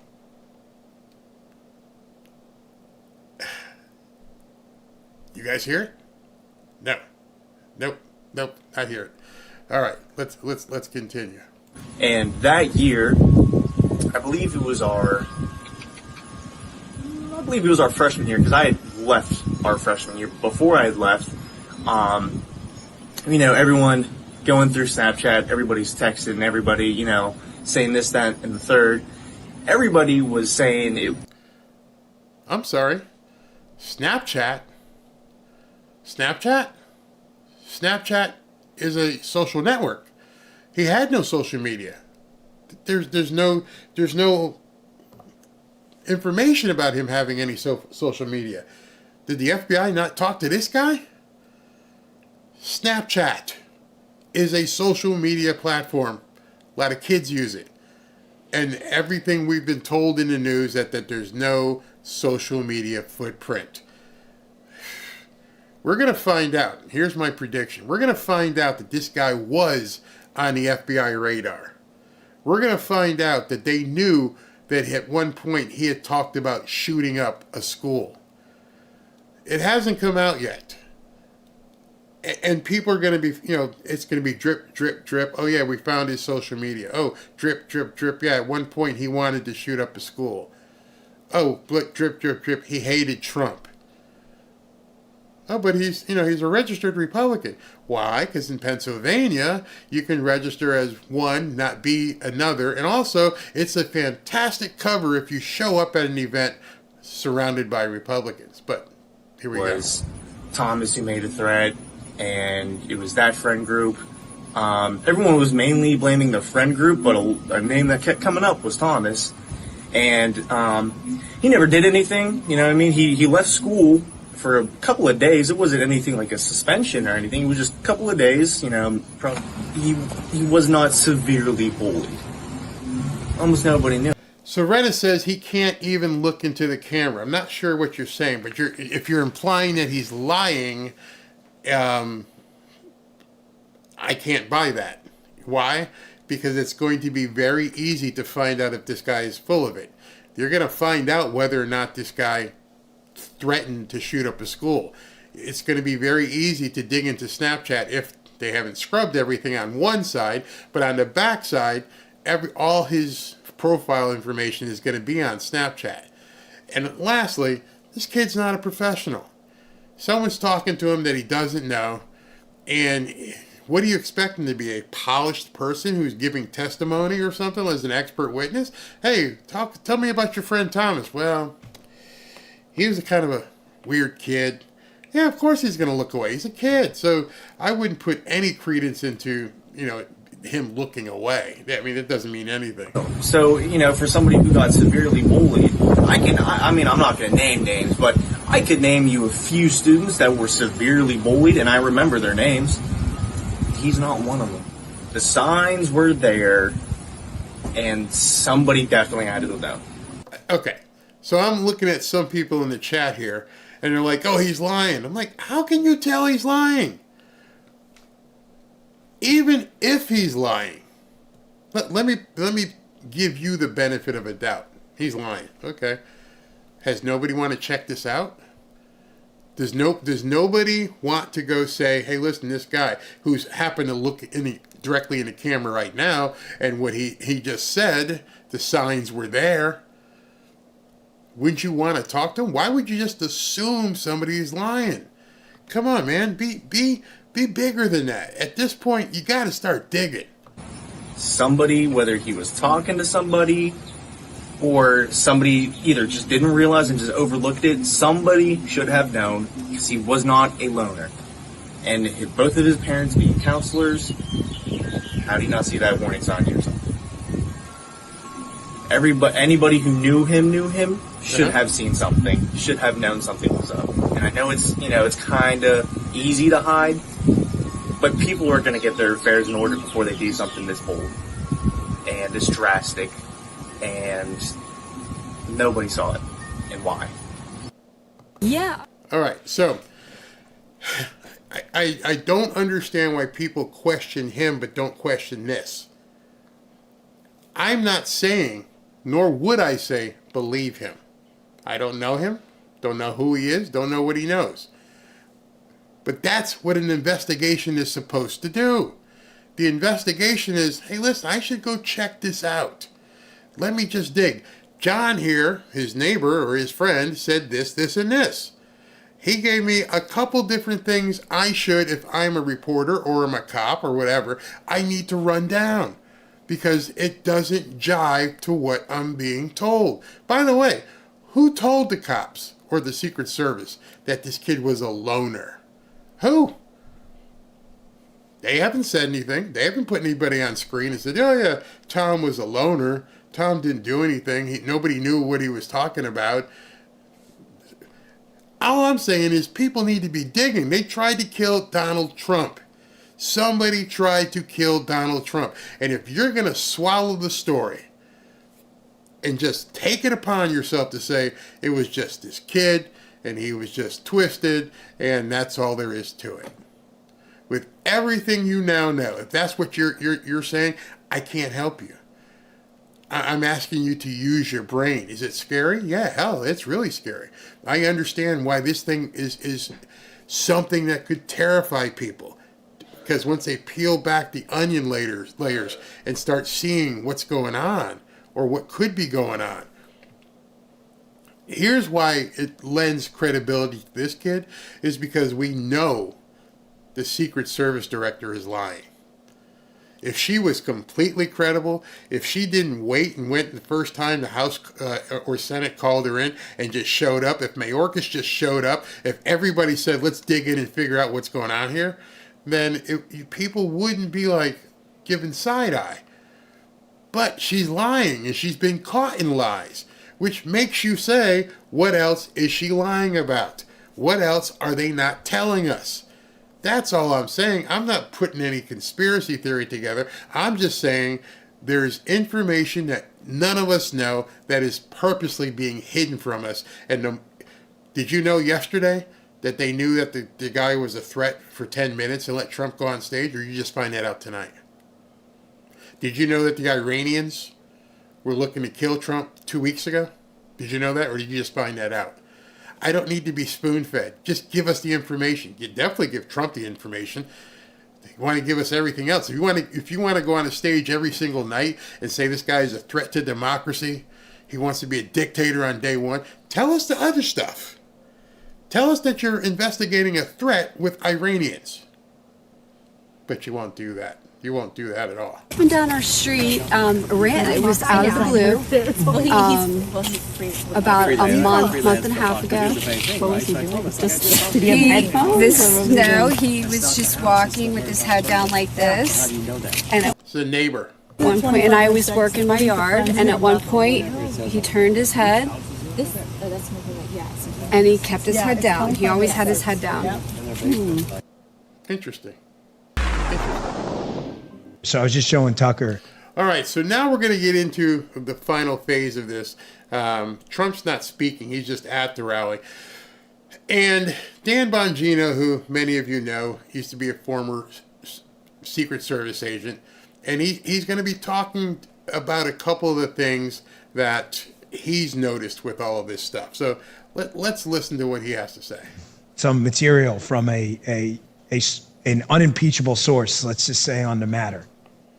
That post, according to my source, that roof was supposed to be a police post. It was supposed to be someone there. They're now making up excuses, saying the pitch of the roof. Look at Tucker's face. Tucker's obviously knows the story because Dan and whoever he's talking to have told him. And Tucker's sitting there going, yep.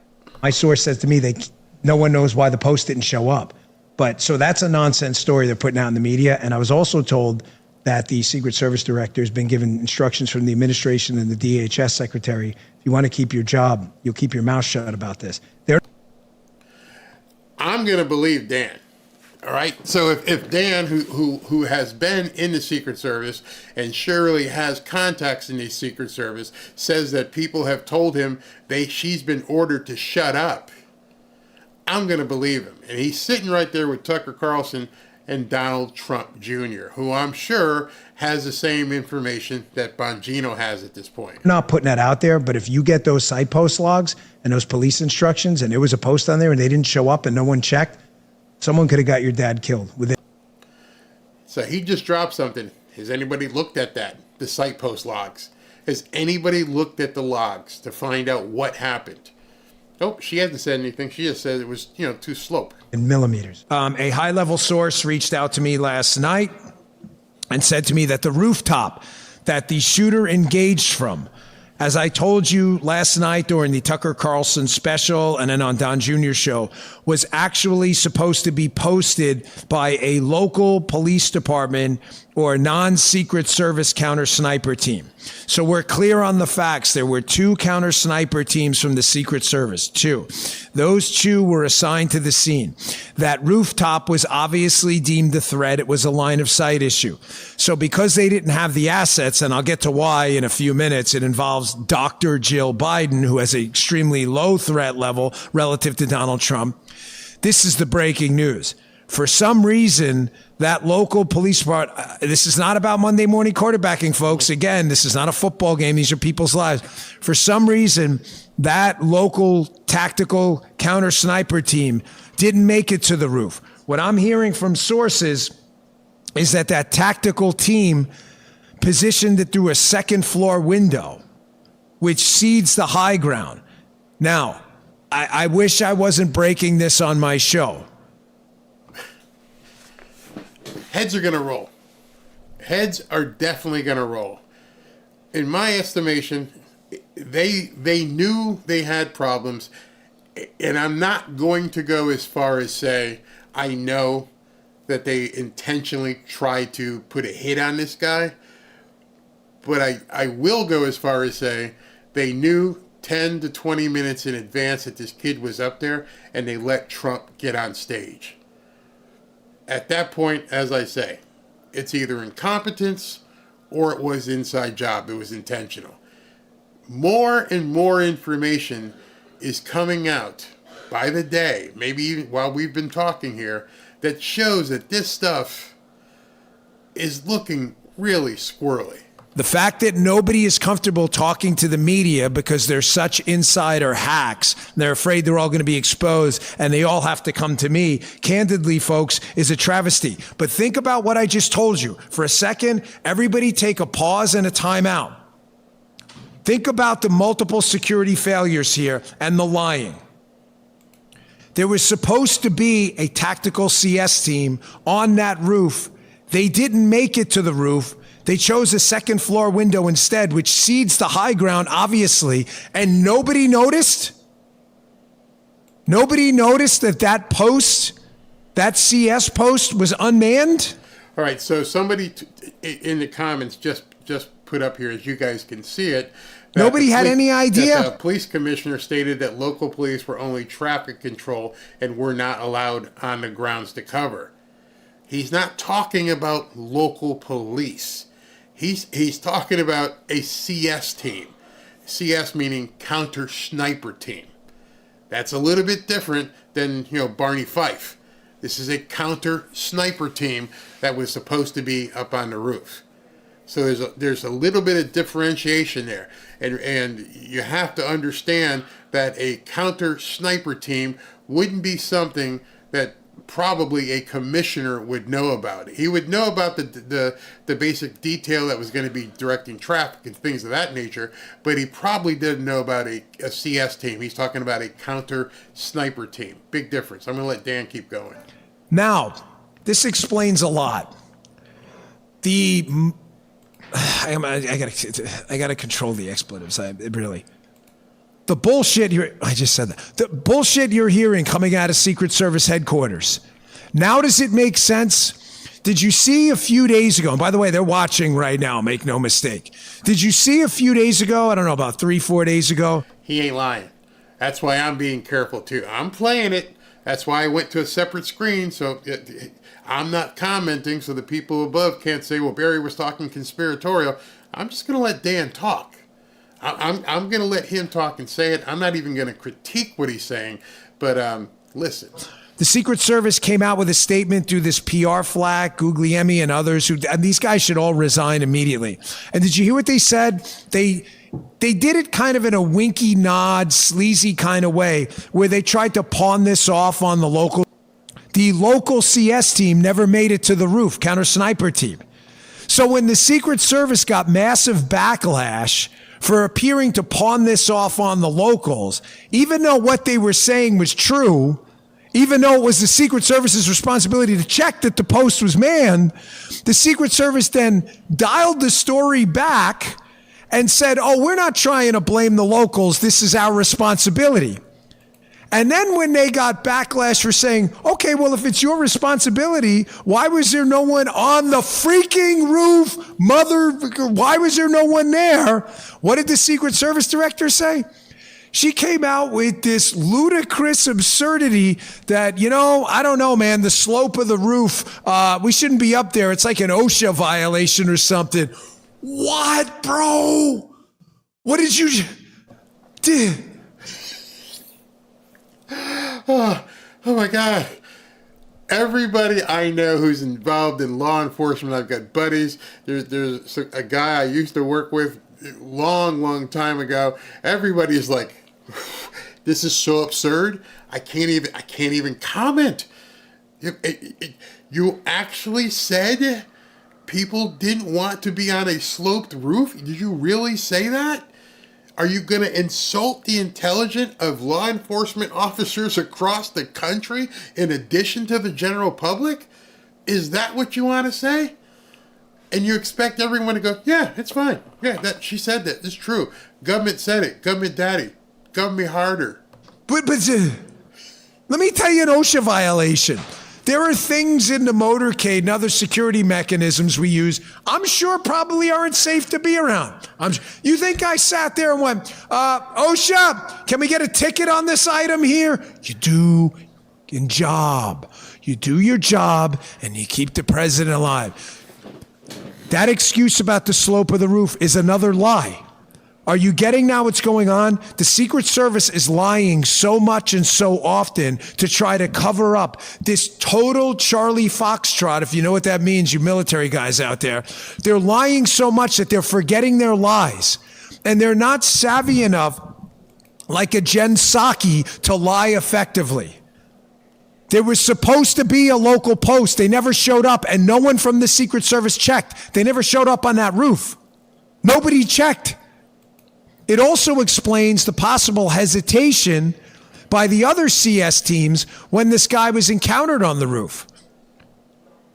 Maybe they confused him for someone else, thinking it was posted up by locals, and it took maybe a couple of seconds to unscrew that. You're not hearing this anywhere else. There's so many things that went wrong that we have to triage this into a few simple questions, or honestly, we could be here all day. Why was there no spotter? Why was there no post stander down there? Why didn't they secure the air conditioning unit that this guy obviously at this point looks like he leapt on to get onto the building? Why wasn't there a post stander there? But if I had to pin it down to a couple of simple questions, and I've said this to members of Congress, I had Jim Jordan on my radio show and podcast, Marjorie Taylor Greene, I said, I'm begging you, during this congressional hearing, no filibustering. That question right there I just posted on the screen. How did the shooter know that nobody would be on the roof?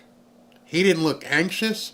He looked like he knew he was going to be up there and that nobody else would be there. Just slinking across the roof, just going ahead and getting his shot in place. He didn't look like he was looking over his shoulder, wondering what the heck was going on. Nothing. How did the shooter know that nobody would be up there? Great question. No nonsense, no campaign websites. Get right to the point. Number one. They spotted this guy acting suspiciously, making furtive movements and things like that, 26 minutes before the shots rang out. So let's lowball it. Assume that's 20 minutes before Trump starts making President Trump his way onto the stage. Why was President Trump allowed on the stage?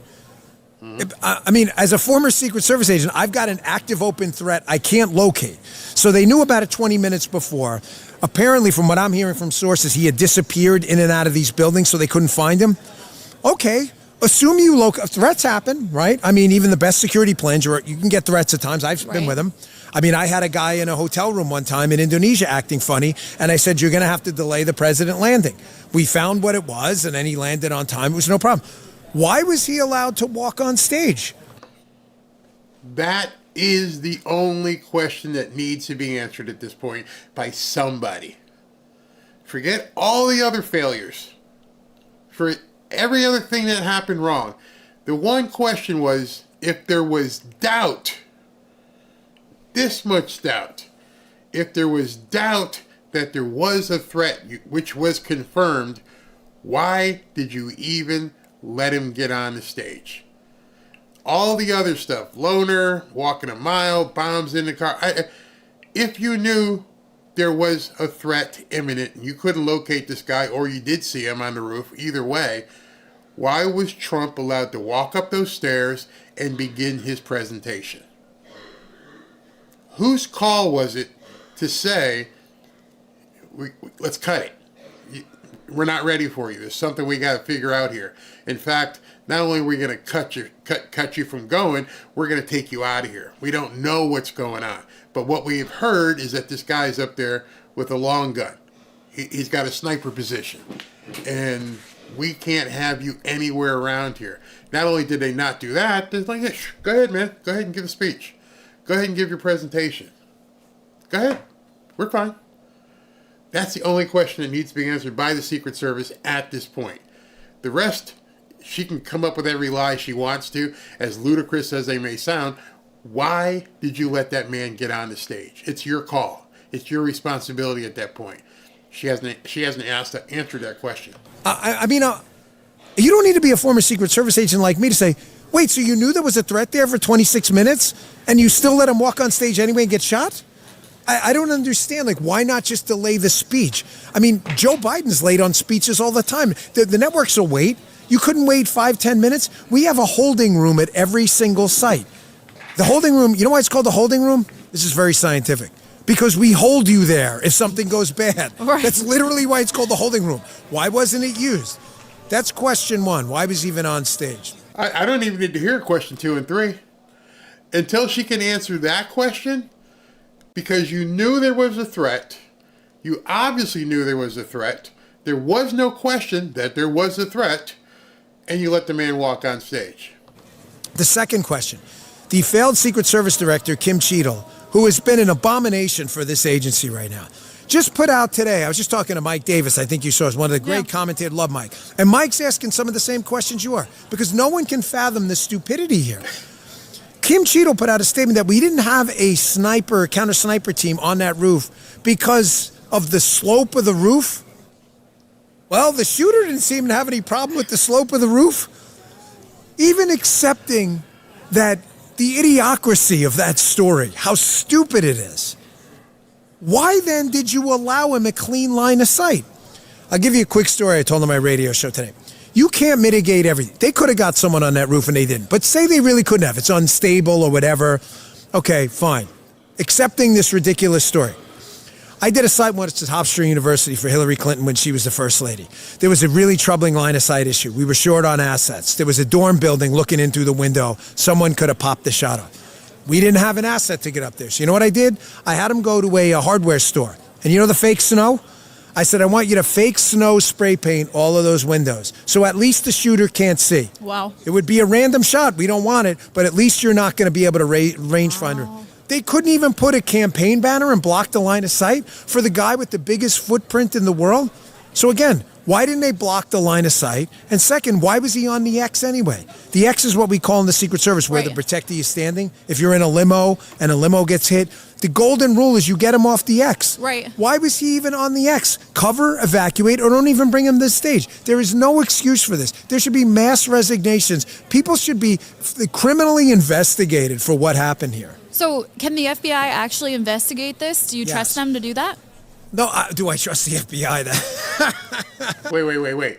So the FBI and the DOJ are going to investigate the hit on the guy they're trying to put in jail.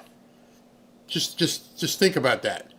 We're asking the FBI, who's been doing everything they possibly can to put this man in jail for years, and you're going to ask them to be the ones to go ahead and investigate the shooting.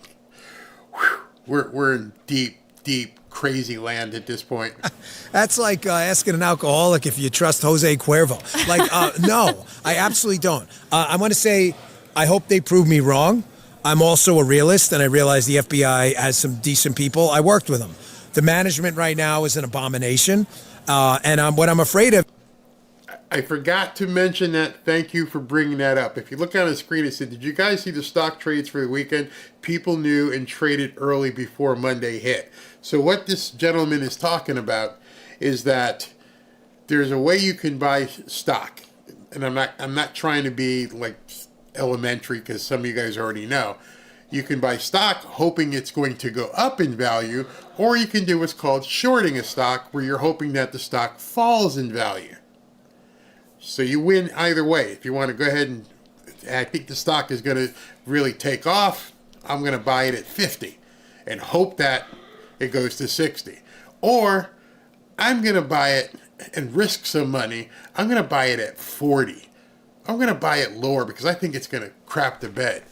Well, somebody or some group put $8 to $10 million on Trump social stock, shorting it, that the value was going to drop on Monday when the stock market opened. Somebody had some sort of information that something was going to happen and that the stock of Donald Trump, DJT Media, whatever it's called, was going to drop precipitously. Not a lot of people are talking about that. That came out as well as people dug into the stock market. Somebody shorted the stock for a crap load of money. $8 to $10 million. Think about that. Why would you short a stock on a Friday hoping or thinking that it was going to go down in value on Monday? Another conspiracy theory? I think not. You're going to make that kind of a bet? $8 to $10 million? That's not like, putting a $2 chip in. You're pushing in $8 to $10 million. That's a crap load of money. And you're like, hey man, I've got some inside knowledge. I'm pretty sure Trump's stock's going to drop on Monday, over the weekend. And when it opens up on Monday, we're going to make a killing. No pun intended. Who would have put that wager up? And why would you ever short that kind of money, $8 to $10 million, thinking that a stock was going to tank on Monday? There were no other indicators. Stock has been performing fine. It hasn't dropped off the face of the earth. Why did you think on Monday that this stock was going to drop off the face of the earth? You're going to short it because the value is going to just plummet come Monday morning. Well, because you think that maybe on Saturday afternoon, the guy who's running that stock wouldn't be there.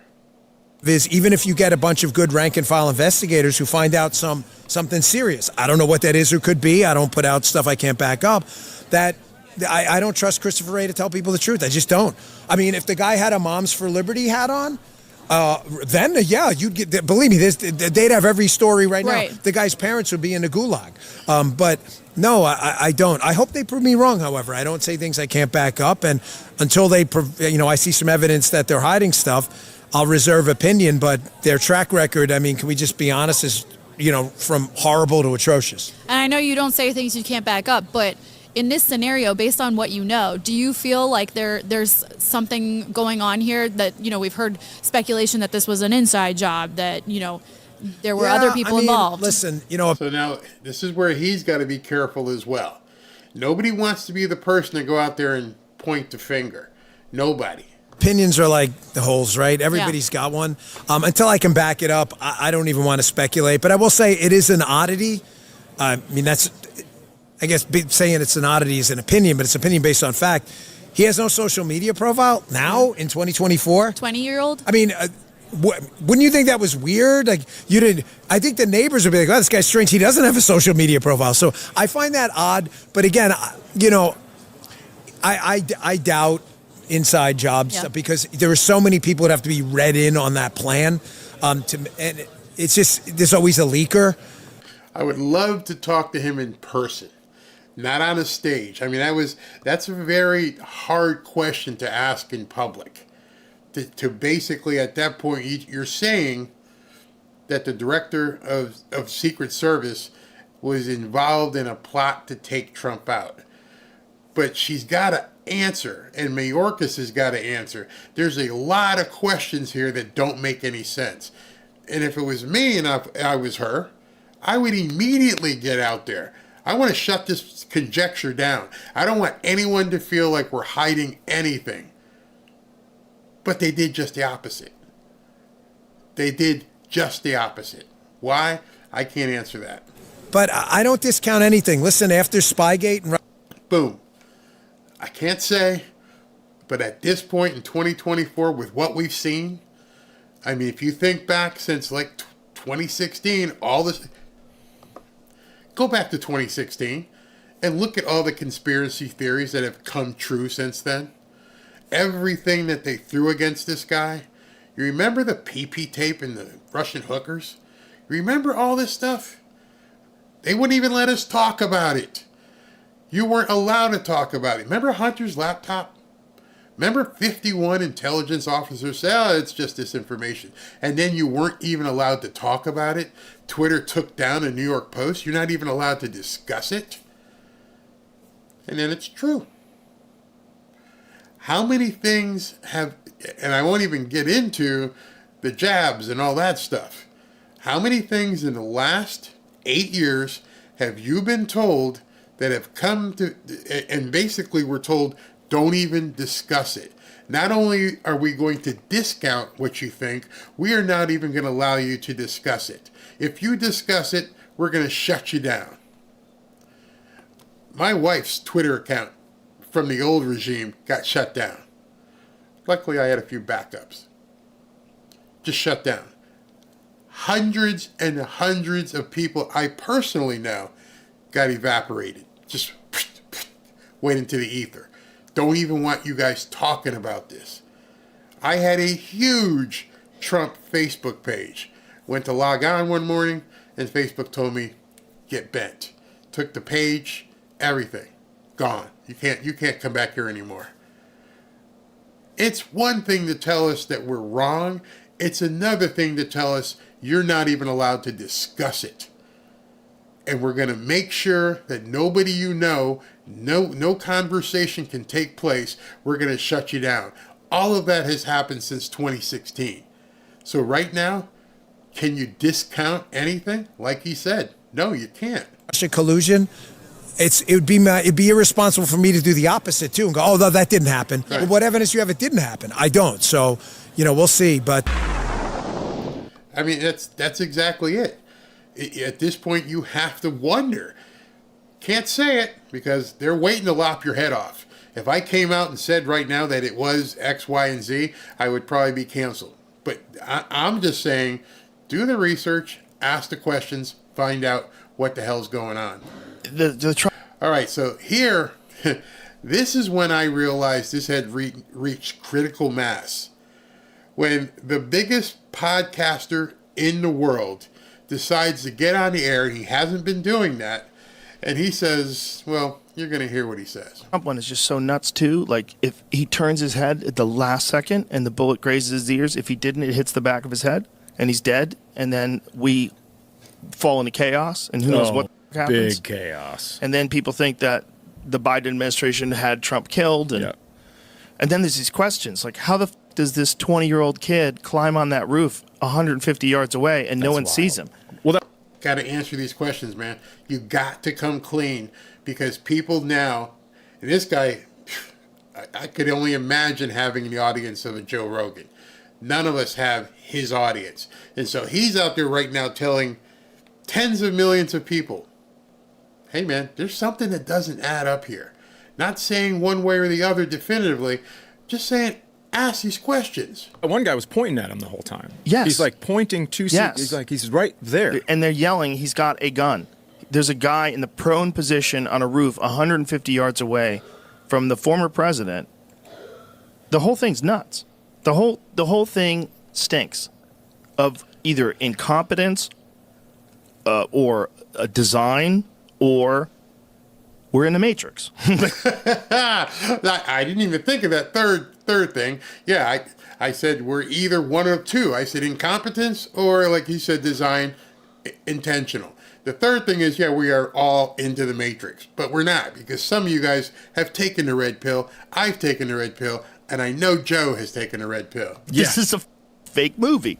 It seems like almost to watch this, the most bombastic and manly of presidents, for a lack of a better term, to see him with these two female bumbling Secret Service agents, especially the one, to see that, to see everything happen the way it is, to see that they knew this guy was on the roof, to hear that guy had pointed his rifle before that at a cop. So the cop engaged him, he pointed the rifle, and the cop ran away. The guy climbed the roof with a ladder. You can see the ladder. The whole thing is bananas. Yeah, he's 20 years old, and then you find out he was in a BlackRock commercial. You're like, is this the Black Mirror? Like, tell me what's going on. Is this real? 20 years old, and he's got this idea, and he pulls it off.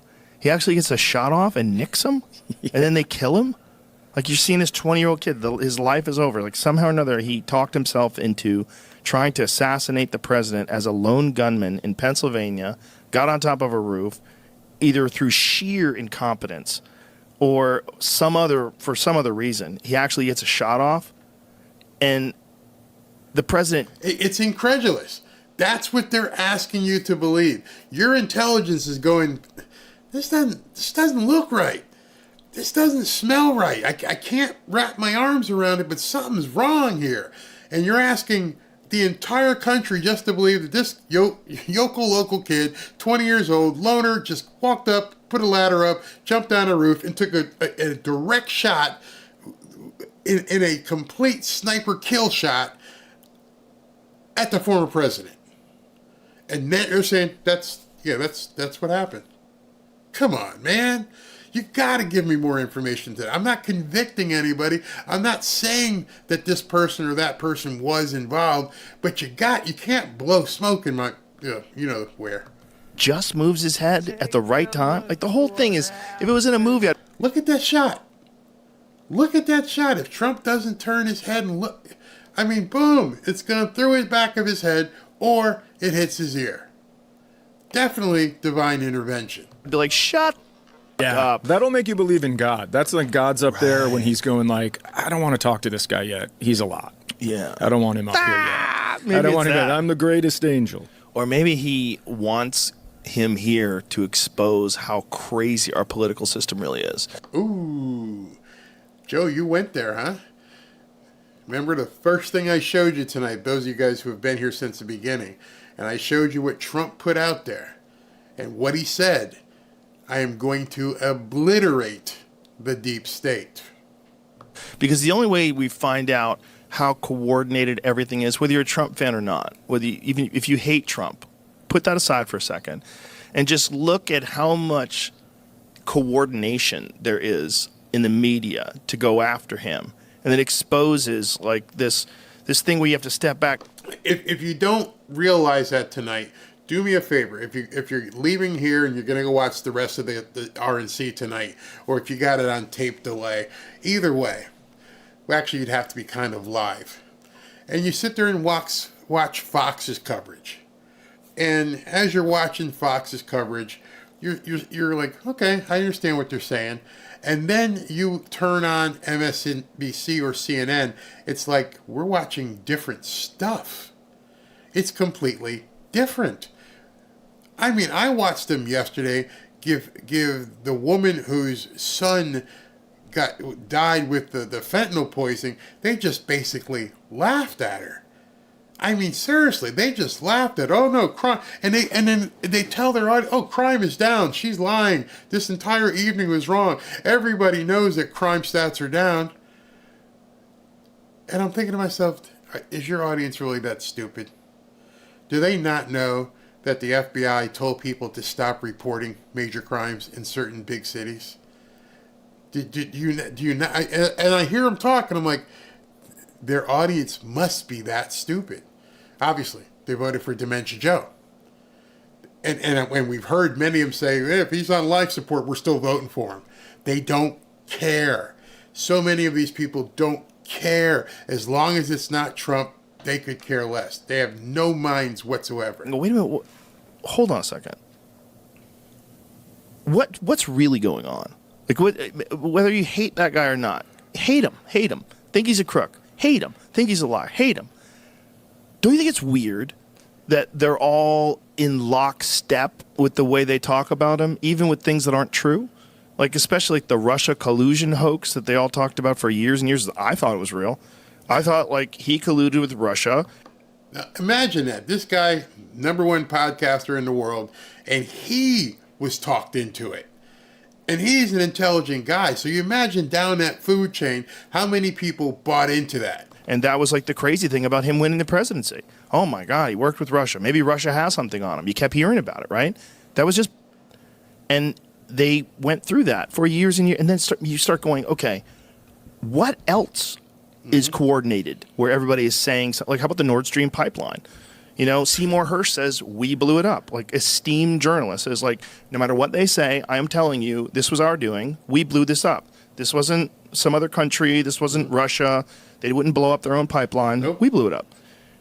But every newspaper is like, this is bullshit. This was impossible. It could not happen. This was Russian disinformation. You hear it about, like... And they say it so easily. It comes out, it just flows out of them.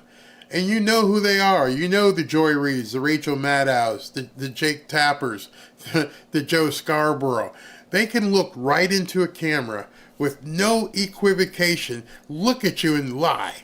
Just straight up lie. over and over and over, they called this man Adolf. Over and over and over, it became a collective cacophony with them saying the same thing every single night on every single channel. And you see the, what do you call them, the man on the street type thing where they catch them in an airport. And it's amazing how they talk to someone who's a talking head who never wants to talk. They walk up upon him. Hey, Jake, so do you still feel what... can't talk right now.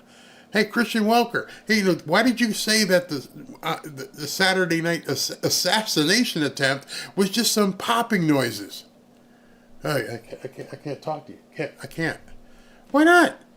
Why can't you be a human and tell me what you thought, what you saw on television? Why can't you say it? Why are you absolutely restricted from telling people what you actually see with your eyes? Oh, he had a bad night, and you all sound like Harry Sisson. It's just such a, I'm going to use a term for you, mockingbird media. There's a term for you. Some of you guys who wanted to be red-pilled, go look up that term. Go look up Project Mockingbird. You'll be shocked if you haven't looked that up. If you can find it. Because they probably scrubbed a lot of it. But go look up Project Mockingbird. Every story. It's like so hard to understand. Like, what is the motivation to getting these stories out? Are these narratives created by the real government that runs everything and then like tells the news organizations that are in business with them what to say and what to do? Knows? I mean, that's where it gets spooky. Spooky indeed. It's scary. Like let's see here, Mr. Del Aca. They lied so much, the mainstream media. Yeah, it just, at this point, I don't even think they think it's a lie. I just think they think that they get paid millions of dollars because they're good. They don't even think to themselves, why am I getting paid so much money? I don't do anything. Somebody gives me a teleprompter and I just read through it. That's just it. I just read the lines across the screen. I get paid to do that. Somebody had posted yesterday that there was a script or email was going on with directives telling people to downplay the assassination attempt. It was in some of the local media. Downplay this. Don't talk about it too much. And I'm like, you're a journalist. Oh, that's right. There is no more journalism. These people are actors. That's what you have to understand. They are actors. They don't want you to know the truth. They don't even want you to look into the truth. And they definitely don't want you repeating the truth, because if you say stuff they don't like, they will do everything they possibly can to shut you up. Every day, I thank God that, hey, listen, I still have the ability to hit the button and talk, but be careful, because I know a guy I know who's had a big channel. He woke up yesterday and it was gone. Into the ether. He touched the third rail, or at least they assumed he touched the third rail, and they nuked him. It's completely gone. His channel's gone. 500,000 subscribers. Just woke up, done. Absolutely done. It's getting bad, and now it's at the point where an assassination attempt happened on a former president, and nobody wants to answer the real questions. There are tons of them. We don't want to convict you yet. We don't want to say X, Y, or Z. But you're going to have to explain it, because there's too many questions. And the longer it takes you to answer these questions, the more suspicious people are going to get. It's already been a couple days. You should have been right up on Monday morning in front of podiums. You ever notice, like, when something happens bad someplace, they always have a podium and there's 20 people behind it? Hey, I'd like to thank this investigator and that investigator, and where was the security briefing on the news for the Trump attempted assassination? Why wasn't there a podium set up someplace, maybe in the field in Butler, Pennsylvania, and why weren't there 20 people getting ready to talk? Where was the governor of Pennsylvania? He should have been there. The attorney general should have been there. Why were there it wasn't there? It didn't happen. And it still hasn't happened. And this woman's running around talking about slopes on roofs, making herself look stupid.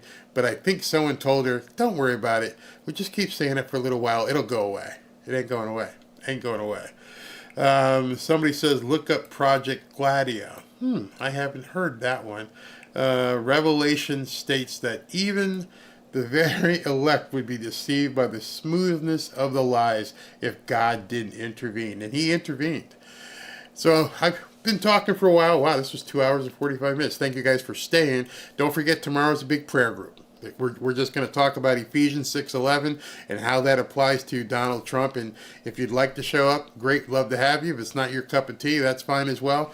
But it's about that time where there might be some big speeches at the RNC, so go take a look. And thank you for tuning in, and stay frosty and start thinking.